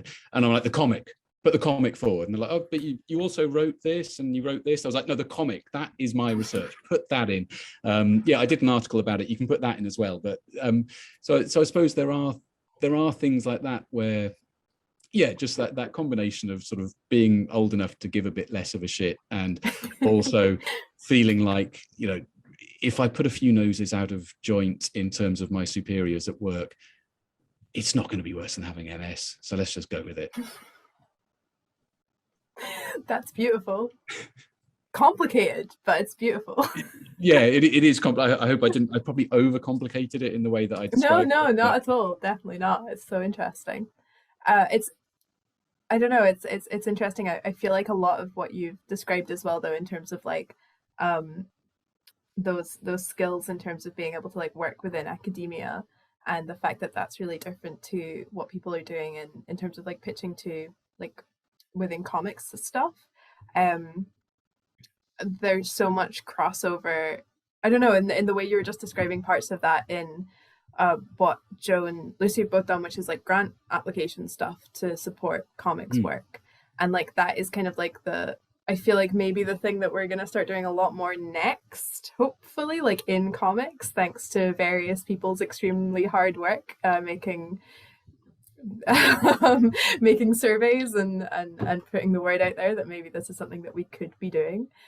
So in terms of like those kind of skills crossovers, and like the fact that you like really inform me. Sorry, I just saw I had a various message in the chat. Yeah, we're looking at you, Berry. Thanks, Hannah. Always. Yeah, solid work. Absolutely. Yeah, like building those relationships in academia though with people that you like and go on to work with for a really long time and getting to push things with them more and feel really comfortable with them. Like that is a relationship that happens in grant funding stuff, and that is kind of like how I don't know, it sounds really familiar when you describe it like that. And I'm someone who didn't finish high school, so like whenever I hear people talk about academia, I'm like, what? Wow, what's that like? Who you like talk to each other? I don't know. Are you friends or not? I can't imagine it. But it is I think, like John mentioned, it is a language, academia, and it is incredibly flowery and incredibly off-putting. Like when I first went to uni, and I grew up in a pub, I don't know anyone in my family who had got a degree. You know, my dad left school at 14, my mum ran away from home at 18. These were not people that thought about education sort of thing, as other than you do it and then you get on and you get a job or whatever. And I found it so off-putting, the briefs, like learning outcomes and expectations and the language they would use. And it was just like, you're writing this to put us at unease. You know, it felt like you're pushing us out. And it's just a habit, that language, I think, and it's come from kind of more academic subjects and moved into the arts, and it's really off-putting. It is changing now though, right, John? I think I hope, I mean, seem better. I mean I hope so. And it's funny when you mentioned learning and outcomes, and I'm thinking I'm gonna I know, sorry. I'm going to be But telling they even my say students that at about learning school. outcomes. Yeah. Well, my daughter gets, they call it LOs at her school. They don't even say the whole word. Oh God, yeah, actually, that's she's quite, 7. Like LOs is like the jargon that, so when I'm talking to colleagues, we talk about LOs, yeah, but we don't use that to talk to students. They say it to the kids. But there is this, I mean, actually, it's, yeah, no, I mean, that's, I mean, you're absolutely right, Axe, that this has a real overlap with the language of funding applications, and you know, and I guess sort of where all this really overlaps is so one of the kind of hated buzzwords in academia is impact. You know, it's all about impacts, and it's about you know, so a bit, you know, Arts Council like to talk about, you know, generating new audiences and things like that, and that's kind of where they come together, because on the one hand you've got, you know, you might have sort of the equivalent of, say, the comics artist who's happy to, you know, sit in their bunker and just churn out their comics, and they don't want to have to kind of pitch it to the Arts Council. Like, I guess on the academic side, you know, I've got lots of academic comics colleagues who would who would much rather like sit there and say people who aren't practitioners, who would much rather sit there and write, like, you know, insanely obscure, complex things about aesthetic philosophy and you know, sort of like really, really deep art theory. And what they don't want to have to do is try to explain why that's relevant to anyone else, because they're like, oh, that's just interesting in and of itself. Whereas, but you know, universities are really big on trying to demonstrate impact, trying to sort of package up what you do in language that sort of it's over intellectualized, I think, half the time. But it's this weird, like it sort of trying to have its cake and eat it. So it's got to have this over intellectualized language, but on the other hand, it's got to explain how it's going to appeal to, you know, the common folk in the street. It's ironic. And you know, how do you do both of those things at once? But I mean, another thing that made me think of, you know, when we talk about Arts Council, and I think thanks to Hannah Berry's done great work in answering lots of surveys that people have sent to her. That's why we're praising her, isn't it? I think that, or is it the other way around? No, number one survey. Yeah. But we all filled out surveys saying how little we get paid, basically. I filled out that survey too. But you know, when we look at Arts Council funding, we look at, say, the Royal Opera House, right? They're a huge. They're in receipt of huge amounts of public money, and people, you know, nobody goes to the opera, and people would make the argument, oh, but that's because it's, you know, such a valuable art form and such an important part of heritage that actually it shouldn't have to make money. you know, the public money should support it because of its artistic value. Now, of course, that is a status that comics have never had. You know, for comics, it's, you know, if it ain't making a buck, then just forget about it. But I mean, yeah, maybe that move to perhaps if I think it is changing though. You know, yeah. I was amazed when I got Arts Council for Barking, and I think, and the key with the all comics no time, everyone I think makes the mistake when they go for Arts Council thinking that I really need this money, I'm just going to do it in a month or two or a month, I'm just going to churn out the application. And that's the big mistake. It's a thing you've got to give a lot of time to and get it right. And if you can get it right first time, I got it on my first application because I gave it 3 months and it went through like 5 drafts. I also I went on a course to find out how to write them. I went on Nicola Streeton's Ladies Do Comics course. She did a day one. It's really good. If you're thinking of doing Arts Council, you should go to Nicola's course. And there I met James Trevelyan from Arts Council, and he read my drafts and helped me work through it so that by the time it got through, I'd done it. And the thing with Arts Council is it's not academic. What it is knowing what they want to hear and repeating that hundreds of times over. So if you read on their website, they've got PDFs, and I read every single PDF and I just did what they asked me to do in the PDFs. And it is for each question they ask, there's a PDF that tells you exactly what they're looking for. And that's all you have to do. You just have to answer their question by, it's like that psychotherapist thing, be reflective. You know, they're asking you, you give them back exactly what they want. And it's really dull. And the most of the time I was writing it, I was thinking, I'm just saying the same thing over and over again in like 20 different ways. But they just, you know, James was like, listen, they are I hope James doesn't mind me saying this, but he said, it's an entire committee that reads these proposals. It's not like it's one person's opinion, it's a committee. So you need to be reiterating the same thing over and over again to make sure that every single person on that committee is getting the point of what your project is. And it is really good for figuring out what your project is, actually. You know, I think I went into it thinking I knew what Barking was about, but because I'd gone for the National Lottery Projects Grant, which meant I had to do this outreach and impact stuff. So I did an exhibition and I did workshops and events. It really honed down what Barking was about. And I had to write it in a, you know, three sentence kind of paragraph, and then you suddenly go, right, oh, well, this is what my book is, you know. So it can be, you know, it's not an easy experience, but you give it the time, and you might be faster writing than I am or reading, but I gave it kind of 3 months whilst having a kid and working other kind of freelance jobs and stuff, and it come through, and I got, you know, $4,000 for the book. I got $4,000 for myself to make it. I got kind of like just over 10 grand in total, and it changed it. I would have not got paid at all to make Barking if I hadn't have done Arts Council, because the publisher didn't do money up front or anything like that. So, you know, it's really worth doing it, and they're really, really into comics, and you'd be amazed how many comics they've actually funded. A lot of self-made hero stuff is through Arts Council. So, you know, it's easy to knock them, but they're actually really great as well. So. I mean, this panel talk and this whole event obviously wouldn't be happening without the Arts Council's lovely funding. Exactly. Yay Arts Council.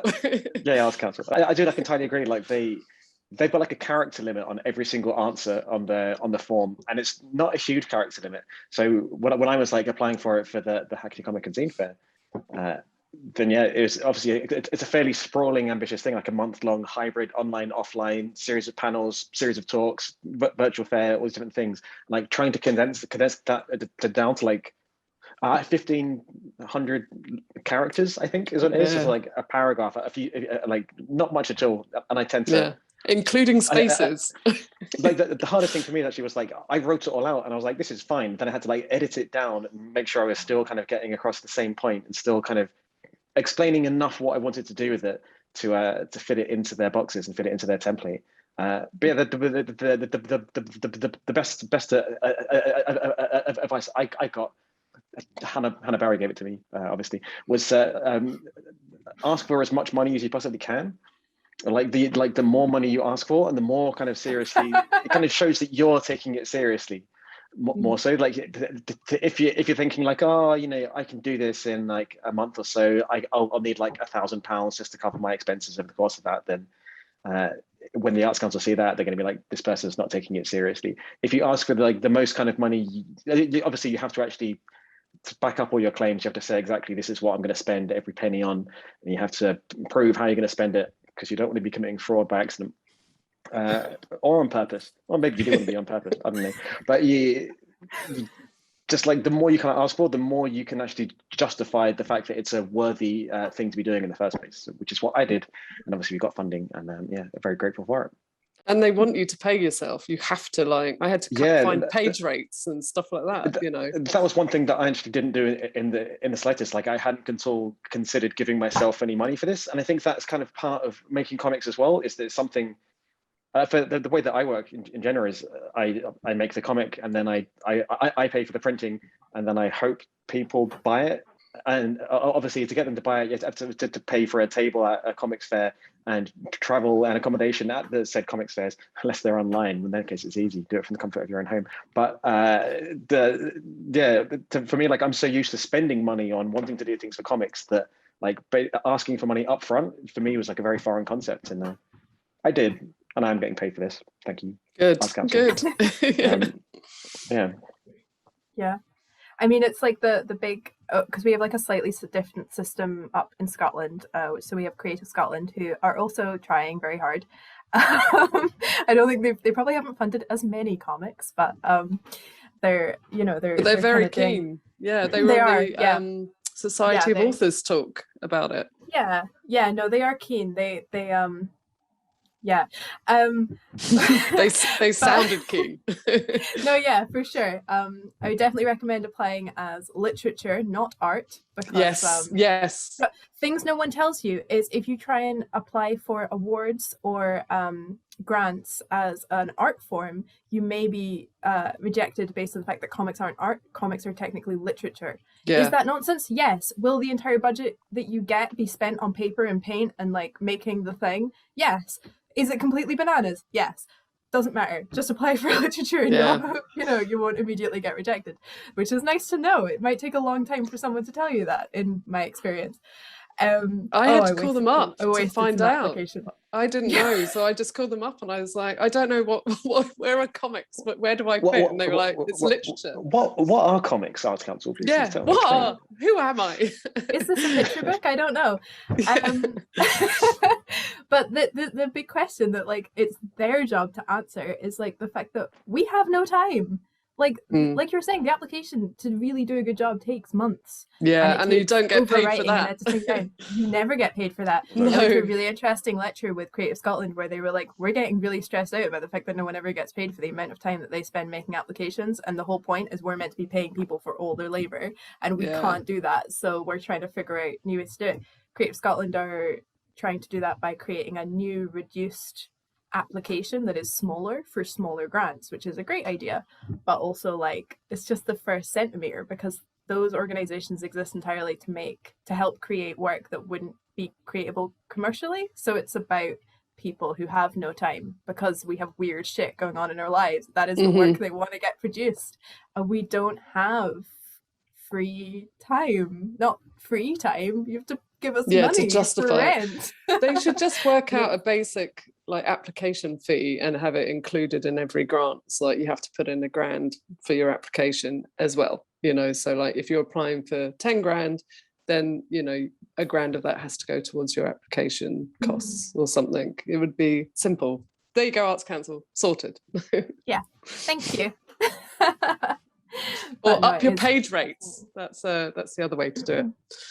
But honestly, I think that people in comics do end up spending more time on their applications if they are doing fundraising, because we don't have, other than literally Hannah Berry, we don't have people in our industry who are there to support our application writing. So, like, I work in a dance studio, which is also like a foundation, like a charity. I work at Dance Space in Edinburgh, which is like a really fascinating insight into a completely different arts industry that I don't work in. And we have 3 members of staff that will support independent artists with their application writing. And that is like Amazing. one organization in Scotland for independent dancers. And those people put in a lot of work. They have a very hard time and they don't make a lot of money. They're busy people, but like 3 members of staff who just do that for free for people when they ask. I mean, Dance Space itself is funded by Creative Scotland, but like again, yeah, it's just different. It's just like we're all kind of like loose swimming in the ocean, and a lot of other like arts industries have at least got these like big centralized bodies that can support independent artists that are showing up and putting in the time. Which in this scenario is Joe, who's like stunning and like really helping us out. Oh, thanks. Oh, you. By the way, I was like, when I saw that the part of the festival was the giant pieces of art, the giant comics around London, and all the street art and things. I was like, oh my god, that is the smartest thing I've ever seen in my life in terms of like getting funding and stuff and like improving your reach. That Nora Goldberg, who I think is actually on this call, maybe. If Nora's still here, thank you, Nora, for doing all the work there. Really, she was a huge help in terms of getting those things out, and I think it's absolutely. It's great, and going back to kind of one of the points John maybe made earlier about, kind of comics not being taken super seriously still, essentially as like compared to like the opera, things like that. Kind of part of why I set up the Hackney Comic and Zine Fair in general, and it was particularly this year, is to kind of legitimize comics a little bit more, or at least not treat them. I think there's definitely like a habit of in the media of like talking down about comics as like firstly people still think of comics as a genre when obviously it's a medium, and they think that genre is superheroes essentially. When you say like a comic book movie, people think of Captain America punching someone in the face rather than Ghost World, for example, of like films that are still based on comics. And yeah, I just think that there's so much kind of negative stigma still attached to the history of comics because they traditionally have been aimed more at a more younger audience. That this is the whole point of this whole event really, was to champion people who do make comics, champion the different kinds of comics that people make, kind of just show as much diversity in terms of the different styles and approaches that exist, and kind of have a central location. I think the fact that it's online obviously is kind of a symptom of the pandemic, and it probably wouldn't have been if COVID hadn't happened.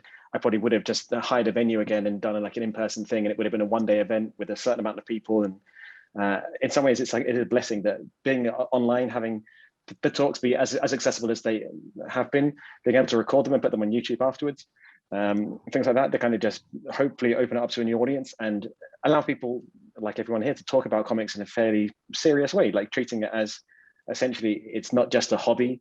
It can be a hobby, but also people can follow it through as a career.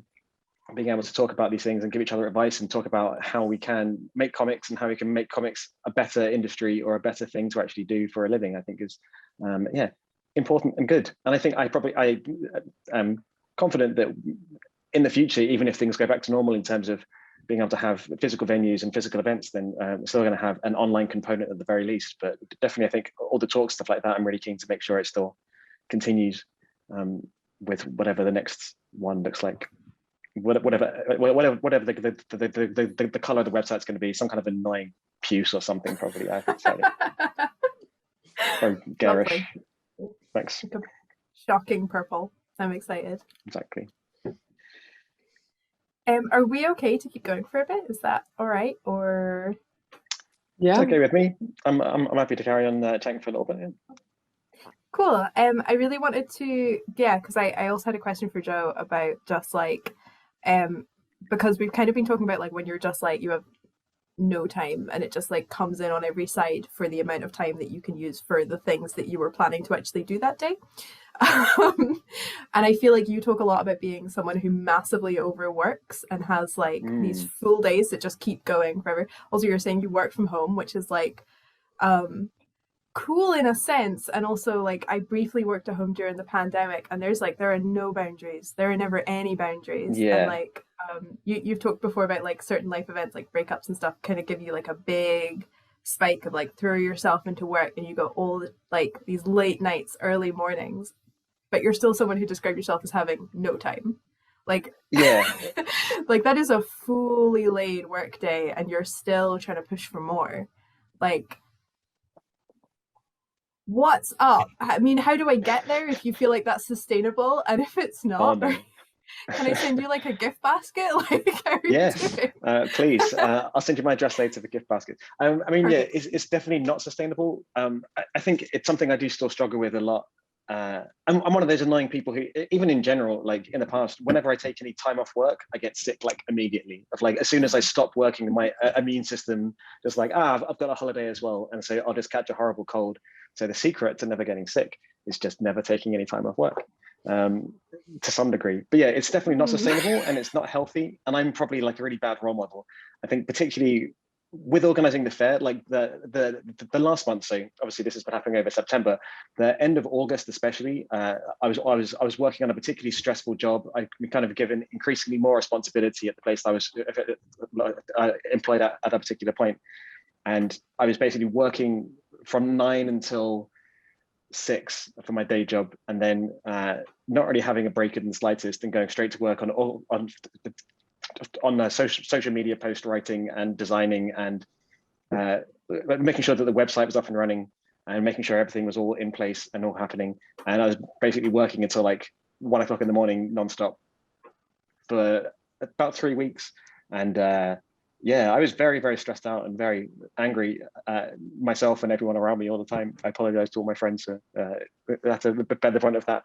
But yeah, I definitely found it a struggle. I think I have got slightly, it's kind of an eye-opening experience, in terms of, yeah, kind of knowing how much I can handle. And I think to some degree, there's a learning curve to all these things. I think with comics, I am very good at knowing how much I can handle, knowing the length of the projects, and knowing I like to like trying out new things for whenever there's a comic fair that I've got a table out, something like that. It's nice to have something new, but knowing what I can actually achieve. And I've definitely got a lot better at that. In the past, I wasn't. In the past, I was there's a comic fair, I have to make a 30 to 40 page book, release it, even though I've only got a fortnight or something. There was one when I made like a mini comic the night before a comic fair because I was so desperate to have something new.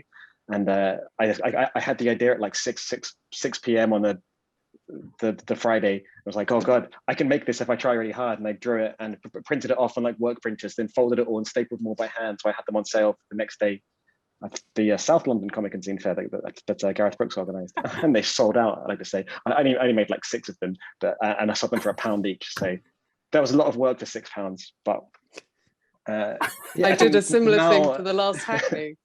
Oh yeah, of course. Yeah, because I didn't have my book. I didn't have barking, so I was like, oh shit, I'm doing this comic fair and I haven't got anything. So I made a load of zines like a couple of weeks before, and just like printing them off the night before. Is what you do, right?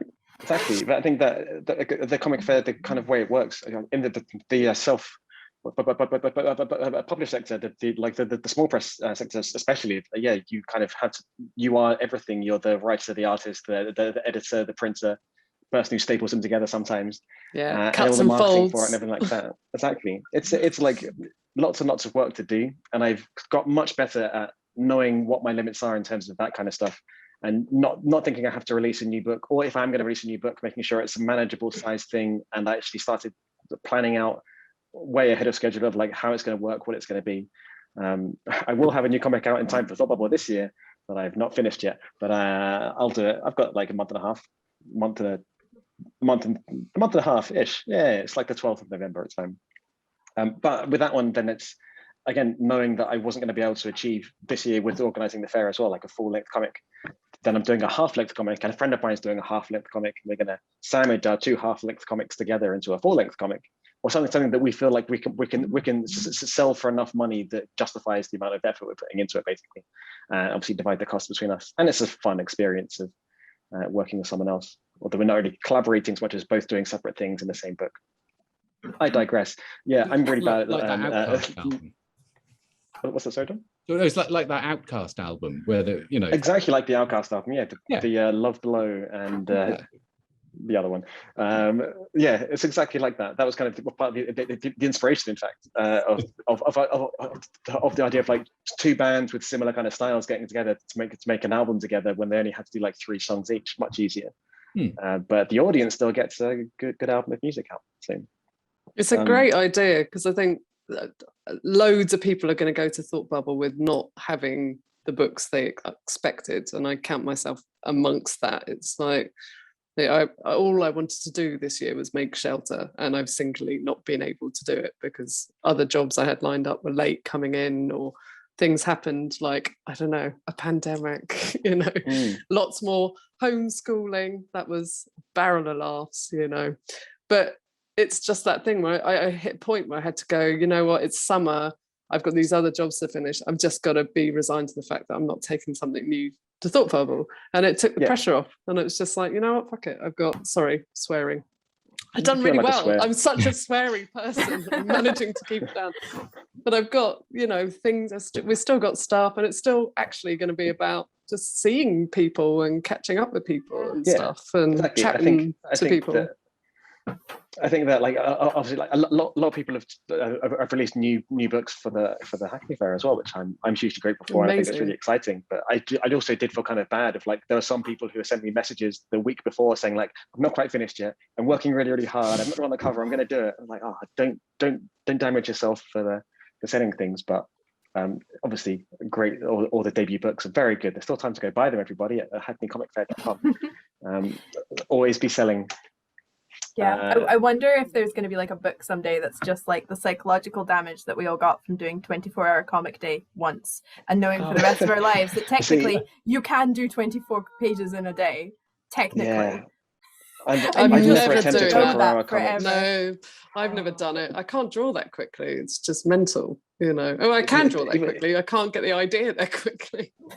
Even like the monthly events, like a Sword Timber and Inktober and Inktober. Why would you do it to like that? Like, just like having to commit to drawing something every single day is like something that I'm not comfortable or willing to do. And I just I think kudos to people that can do it, though. I think it's an amazing achievement, but for me that just sounds like stress. And I think if you look at that and think it sounds stressful and then you go and do it anyway, please stop now. And don't do that, because it's not okay. And again, you're just going to end up hating your own stuff because you're putting yourself through hell doing it.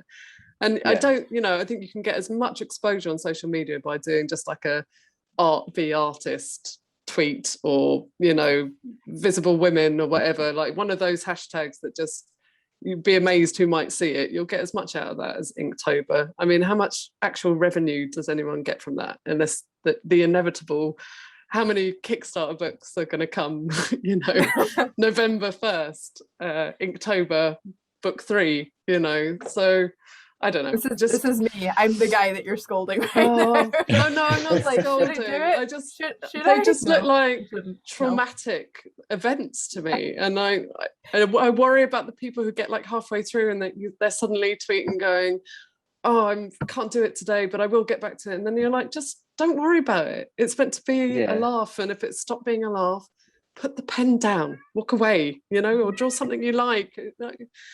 Just make up your own Inktober. It's so important about like knowing what your limits are artistically. And I've discovered what my limits are in terms of event organization, and definitely the way that I would like to plan things in the future. I mean, Nora Goldberg, I mentioned her already, helps out with like all the in-person events. She's been hugely helpful just throughout the whole duration of organizing everything.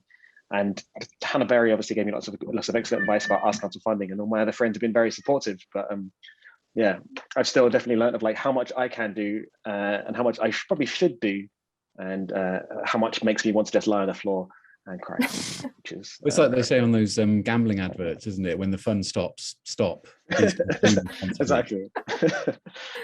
And that's comics. Yeah. You get put in a really odd situation where, because you have to be your own social media manager and like person that you do your own, oh my gosh, what's the word, publicity, and you start to think like that a little bit when you're doing it and you're making a post and you're like, this post would be a lot better if I'd done a full illustration for it. And then you're just like, if you were thinking about being an illustrator, you'd be like, well, that's not even close to the top of my list. I've got like a whole comic book to draw. Like, what am I talking about? But you get a bit confused because you're wearing a lot of different hats, like a lot of different hats, and you start making the decision wearing the wrong hat, and then you're halfway through an illustration like, why am I doing this? Who told me to do this? This was a terrible idea. It gets a bit bizarre, but to work in comics, you really don't get to just make comics. That would be nice. No. Yeah. Well, it's so few people that are in that position. I think it's pretty tiny. I mean, I'd say I'm doing it full time, but I've done I do private mentoring, I do teaching at universities, I do talks, I do all sorts, you know. So I think everyone has to kind of, keep money on the table and keep doing other things. And it's only like the big echelons that get to just, draw stuff. And then none of them live in London. I just say that. None of them live in London. It's an absolute impossibility. I live in London. I don't know how we're even doing this. Well, I do, because my partner has a job. That's how we're doing it, you know. But I think just it's the same thing I said before, though. You've got to be kind to yourself. And, you know, Inktober and those things, they just don't seem like kind experiences. And I think unless you're someone who really does doodle all the time and draws really quickly and can just knock that out in like 15 minutes or half an hour, then it's worth doing. But if you're spending like 2 or 3 hours on it every single day, no, don't. Stop now, because, you know, you think what your page rate would be, it's just not worth doing. And you could be putting that time into doing something that was entirely yours and not prompted by someone else.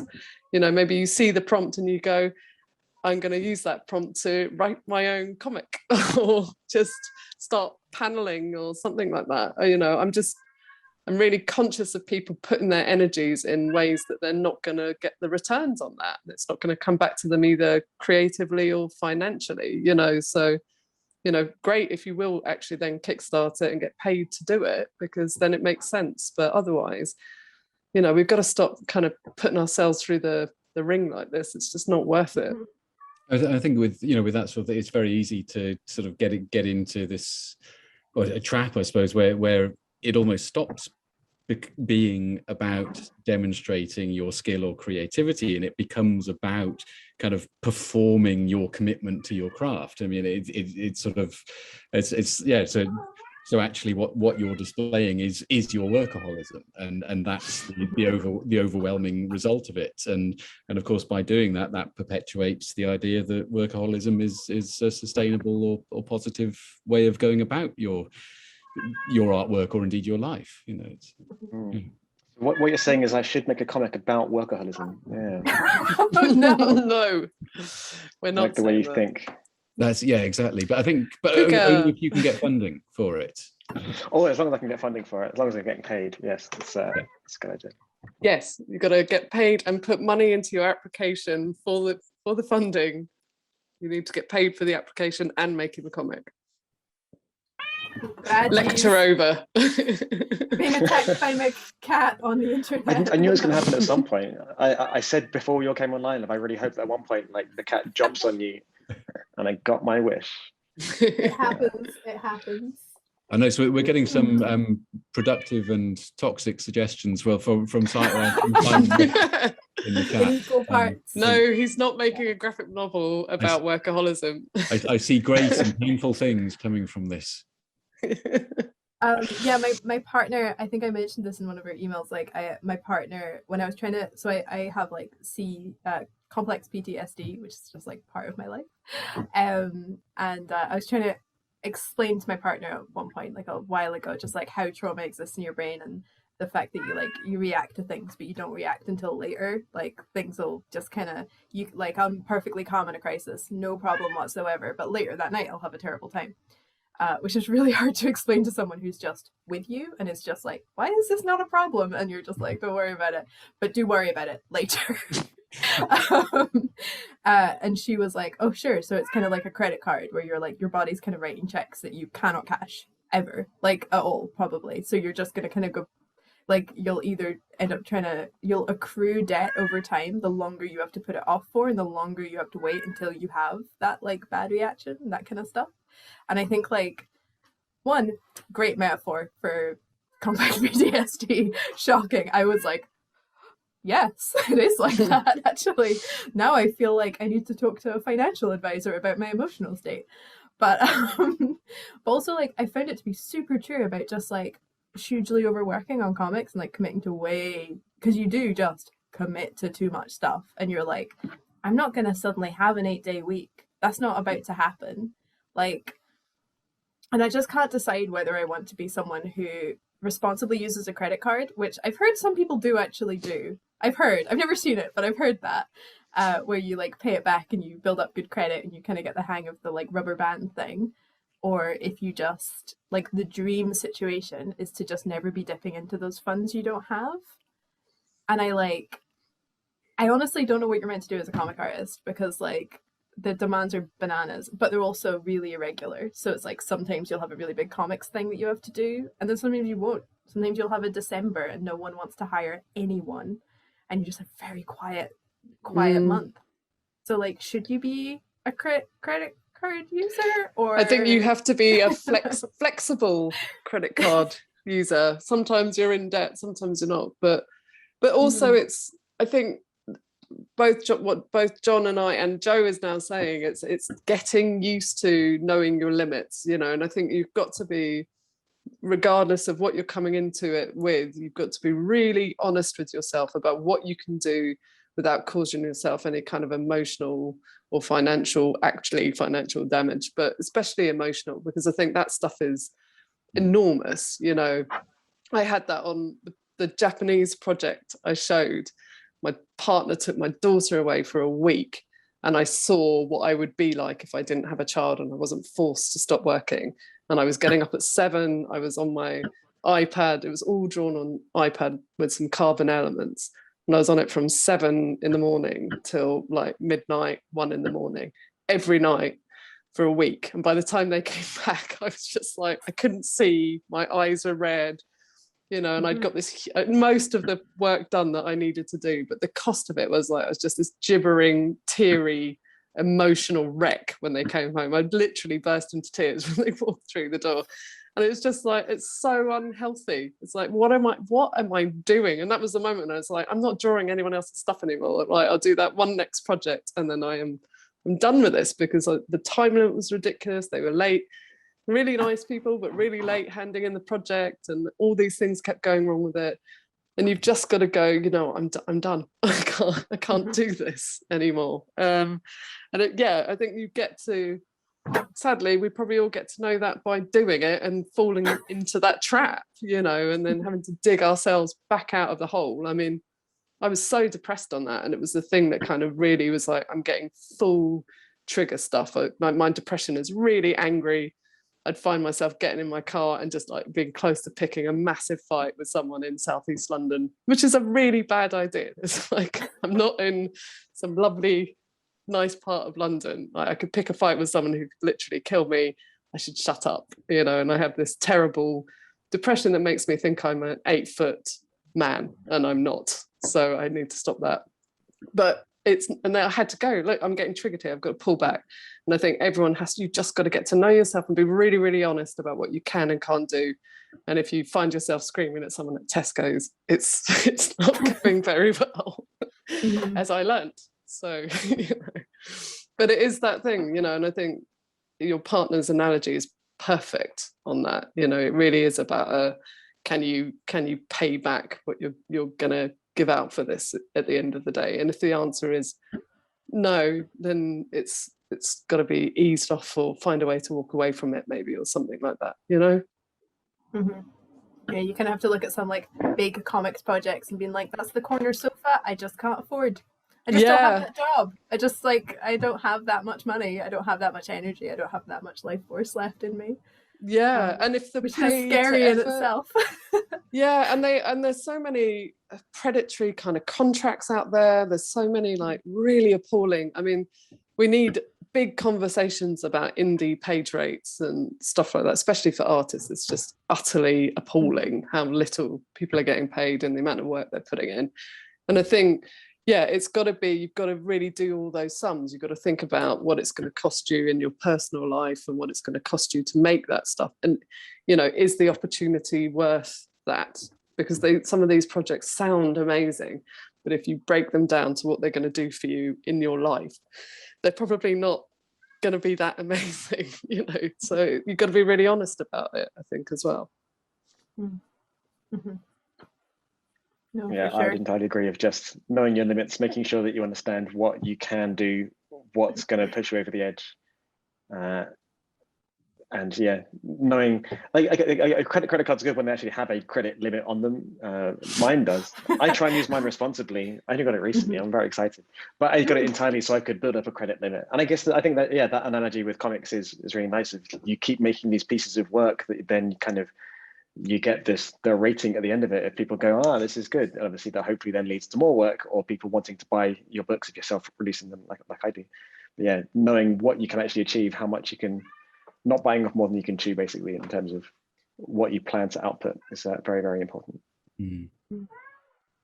Yeah, I think the idea of seeing it as sort of having a reserve that you can spend in a certain way. I mean, in some ways that makes, I think that can apply to like the details of actually producing a comic as well as sort of what you choose to take on. It was making something I thought about earlier was that the sort of the quality of the decisions that you make when you get more experience, perhaps. And this might just be something that I tell myself to sort of comfort myself, which is okay, so I might not be able to do like, I don't know, some super dense cross hatching that I used to do when I was younger. Not that I ever was really into super dense cross hatching, but I sort of, I say, but I think that in terms of how I produce my work, I think I make better decisions than I used to, like in terms of how things go on the page. But I think that also applies to how you spend your time, because we've talked workaholism, and it is easy, perhaps particularly when you have a bit less experience, to just say, yeah, I will just take on everything because I think this might do something for me, and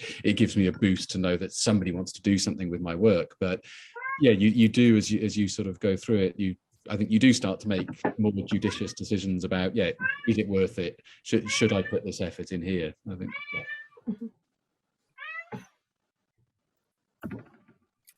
yeah, it's tricky because it's like so many people do know that what you're kind of weighing up against of like how much can I kind of like overextend here is like versus how much can you really benefit me here, like realistically. But it's a very like private consideration.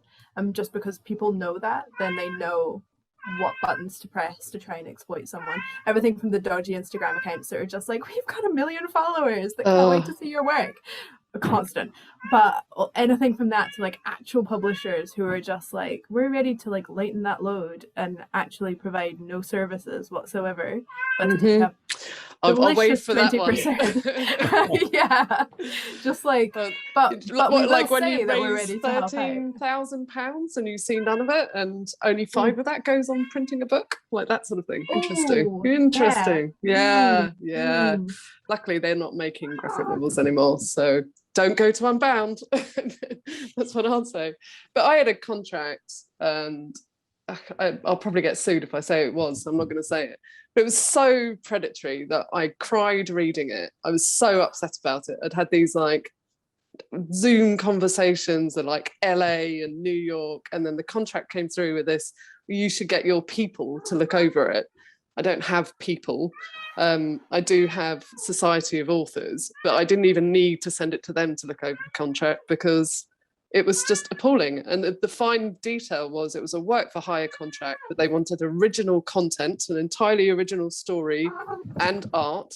They were going to give me quite a good page rate, but I was going to sign away every single right. I'm not laughing at that, I'm laughing at the cat. Every single creative right, including the right to be named as the creator. So they legally wouldn't have had What? They legally didn't have to name you as the creator, even though you were giving them original story and art. And they could decide to get someone else to just use your idea if they felt like it. So I just went and I emailed them and I said, I'm sorry, but I can't sign that. That's just appalling. You were asking me to give up the only thing that's mine, which is the copyright. And they said, yeah, no, we totally understand. And you could always get back to me at another point. We've got some longer contracts that maybe might suit you better. And it's like, oh, you've got different contacts. Oh, lovely. And this is quite a big publisher. They frequently put out tweets asking who's your favorite creator, and I got tweeted about, and they contacted me through that. I didn't contact them, and it was just appalling. And I think if you're on Twitter, you can probably figure out who that is. Do not ever sign those contracts. Yeah, it's just appalling, and it's just like, no. But I don't know if like 10 years ago when I just started barking and I was really desperate to make it and it was a really complicated one, I don't know, maybe I would have signed it. Actually, I wouldn't, because I got stiff like that in the animation industry. So, you know, I already got done. I mean, I've self-published all of my work up to this point, and I think I probably am going to continue to do that into the future, even though there's not, I mean, overall, in the grand scheme of things, I've probably broken even in terms of the amount of money I've put into comics versus what I've got back. So, you know, it's not a net loss. That's a plus. But yeah, I don't think that there's necessarily ever going to be a point where I'm making comics full time or making enough money from comics for it to be able to take over from my full-time job. And also, I quite like my job and like the industry I work in. I kind of wouldn't want to give up on that as much as I like comics. And also, organizing comics events is really despite all the hardships, it's still like a fun experience and something that I want to continue doing. I'm not entirely sure where I was going with this, but I think that's for me. That's kind of the way of avoiding this contractual stuff and working with publishers. I'm also a bit again, I'm sure all of my friends and Nora especially will tell you that I'm a bit of a control freak, and I feel like quite high standards for myself. So I think that the idea of just like self-publishing everything and kind of making sure that I control all the aspects of all my output is the kind of the compromise that I'm willing to do in terms of making comics on my terms, the way that I want to, the way that I personally enjoy doing it, even though I know I'm not necessarily going to get a huge amount of money out of the end of it. As long as it gives me enough to pay for the stuff that I'm doing, then hopefully that's enough. And I kind of am resigned to the fact that, yeah, I largely do it for the love of comics and the medium and the people who make them. The community that makes comics is obviously such a big draw for me as well, in terms of why I do it and why I organize events and why I get involved in them. The best reason to make comics, definitely. Absolutely. Yeah. The people and the cats. No. Yeah. Largest cat in Scotland. I think like you just when it's an environment that can be that predatory, and we are people who just have more going on than like some other people making comics do, like some other younger people, you have to be, I want to say, like judicious, like stingy, like you have to be stingy with your time and just be like so selfish about it, because like even if you feel like you can fit in a lot, if that a lot is fitted between like full-on events organizing, like care responsibilities, and still making creative work, you don't have one extra creative work to just like throw on the pile and just be like, I hope this works out, maybe it won't, I don't know, it's 6 months, whatever. It's like, no, it's gonna take me like 2 years. Because I have 1 day a week that can kind of, and that's like overall that's going to be spent on this, if that, and like, and you've got to be realistic and probably add like an extra 6 months to that just for the things that are going to go wrong, because they will, you know, that's the inevitability. I think it's really important, you know, it's just not a thing to do without being realistic, essentially. My house flooded in the summer this year. In the summer, we had to move out. It did rain a lot. It was a very wet summer. It rained a lot, and our landlords just didn't like deal with an overflowing tank situation, and like our ceiling fell in. There was much drama. We lived in a hotel for a month. It was all going on. But just like, at what point are you meant to add that to your contract? A caveat. Like, caveat, I live in a council flat, and sometimes the ceilings fall down. Is that life events. Life events, active. Well, I mean, I think active landlord. You need to be, I think it was like the AOI or something put out like a base kind of agreement on, like, so if you don't have a contract but you do something indie, maybe you should write yourself a kind of little contract that says, this is what I'll aim for, but, you know, and get the person you're working with to sign it as an agreement of, this is what I'm working towards, but this is with a caveat of massive problems not happening in my life, kind of thing, you know, like the cat wants some attention, so I can't draw this right now. I imagine if you start drawing, she'll just start like going for your hand or something, you know. Yes, the pens. Yeah, my daughter does something very similar, but she just sticks her face in my face going, when are you going to stop drawing comics, Mum? They're weird and creepy. The stuff's really weird. Oh, no, that's so hard. Yeah, she loves telling me how creepy it is. And she's like, if you need me to draw something cute, I'll draw it for you. You know, her comics are really good. So it's devastating. Have you ever jammed with her? I think I can yeah. We've got some stuff talk to behind that. us, but she says I'm creepy, but I don't know if you can see her very creepy witches. Oh my gosh, they're so scary. They're Wow, terrifying. so good. Yeah, Wow. she drew them in honor of me. So thanks. Where did she get her inspiration from? I was going to say. Don't know. Her dad. Is she gonna have like is she gonna have a new zine for Thought Bubble? Like what's she gonna have a book ready? She hates Thought Bubble. She won't come. I've got to go on my own because she came in 2019 and came to visit. So her grandmother my partner's mum lives in Harrogate, so it's like we can save some money and stay with grandmother. But I can't stay there on my own because she drives me mad. So I've got to get a hotel this year. I can't come rolling in at 2 a.m, like having got drunk with a loads of lovely comics people. But Frankie came and she tried to sit on my lap whilst I was sketching on barking covers, like with carbon papers. I was blind drawing covers with quite a hangover, and my daughter literally on my lap going, "Mummy, mummy, mummy, I don't like all these people. I don't like Thought Bubble." And you're like, ah! And I had to just smile and go, "Yeah, I know, Poppet, I'm sorry. I've got to sign these books." And now if I mention the word Thought Bubble, she's just like, "I hate it. I don't want to go." And I'm just like, "Oh God, I've like traumatized you." And I'll work on her because she's really into, actually it was made better because she was really into Hilda, and we went to Luke Pearson and he signed her books, and she still reads them, goes, "Oh, look, he's very put to Frankie." So, you know, if I can just get her into more and more things like that, we'll be fine. Mm-hmm. Yeah. But yeah. Sorry, I've gone on a waffle about kids and Thought Bubble. No, that's So exactly it though, isn't it? It's like not everyone at the festival has their own like actual kids on their lap while they're getting on with things, and it's like yeah. Not this year. Yeah. I wish I could, but yeah. Oh my gosh, I think a couple of people have had to dip out just because it's getting Yeah. I might have to wrap up. I do wonder if we should kind of wrap it up, just because I think we've now gone for, is that right? We've gone for a couple of hours now. Yeah. We've gone for a couple of hours. Yeah, it's been a good chat. I think hopefully everyone in the chat seems to be saying positive things. So yeah, thank you so much everyone for coming along. But, I think the only question it kind of fits because, you know, in like, especially in the last, say, half hour or so, throughout there's been a lot of discussion about, you know, workaholism and trying to avoid it. So again, it sort of makes sense that we should extend the talk. Like, no, we've got, you know, we're basically not practicing what we have been preaching in our panel discussions as well as in our actual artistic practice. So I think that's the problem with comics is that yes, like everyone says, they tend to spiral out of control. If you have an idea for something and how you're going to do it, and then all of a sudden something happens and you end up thinking, I need to add another chapter in here just to pad out this extra bit. I've had a better idea for the ending. So that's how it works. cat. She is beautiful.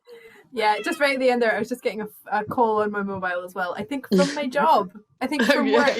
Yeah, just to kind of like round out the theme. It's also appropriate. Oh, and actually, my line manager is calling me on Microsoft Teams. No, God, they're not really. Yeah. No, they wouldn't dare. Not at this time. Yeah, our dance studio stays open till 10 o'clock at night, so I think maybe they're having an issue. Oh Lord, that's not okay. No. It's not. Why do people need to dance that late? Honestly, what's the need? How do they? Desperate for tango. I don't know. That's the sit in front of the telly time, isn't it? 10 o'clock. Like that's my actually gets to sit down time. Mm-hmm. Yeah. Oh dear. Yeah, I think that sounds like we'll call it a night now. But yeah, thank you everyone so much for coming along. Thank you to all our wonderful panelists, Axe, John, Lucy, and me. Thank you so much for everyone coming along. And I'm going to close the Zoom chat so we can all go about. Thank you so much, Joe. Thank you. Thank you. Thanks, everybody. Take care, everyone.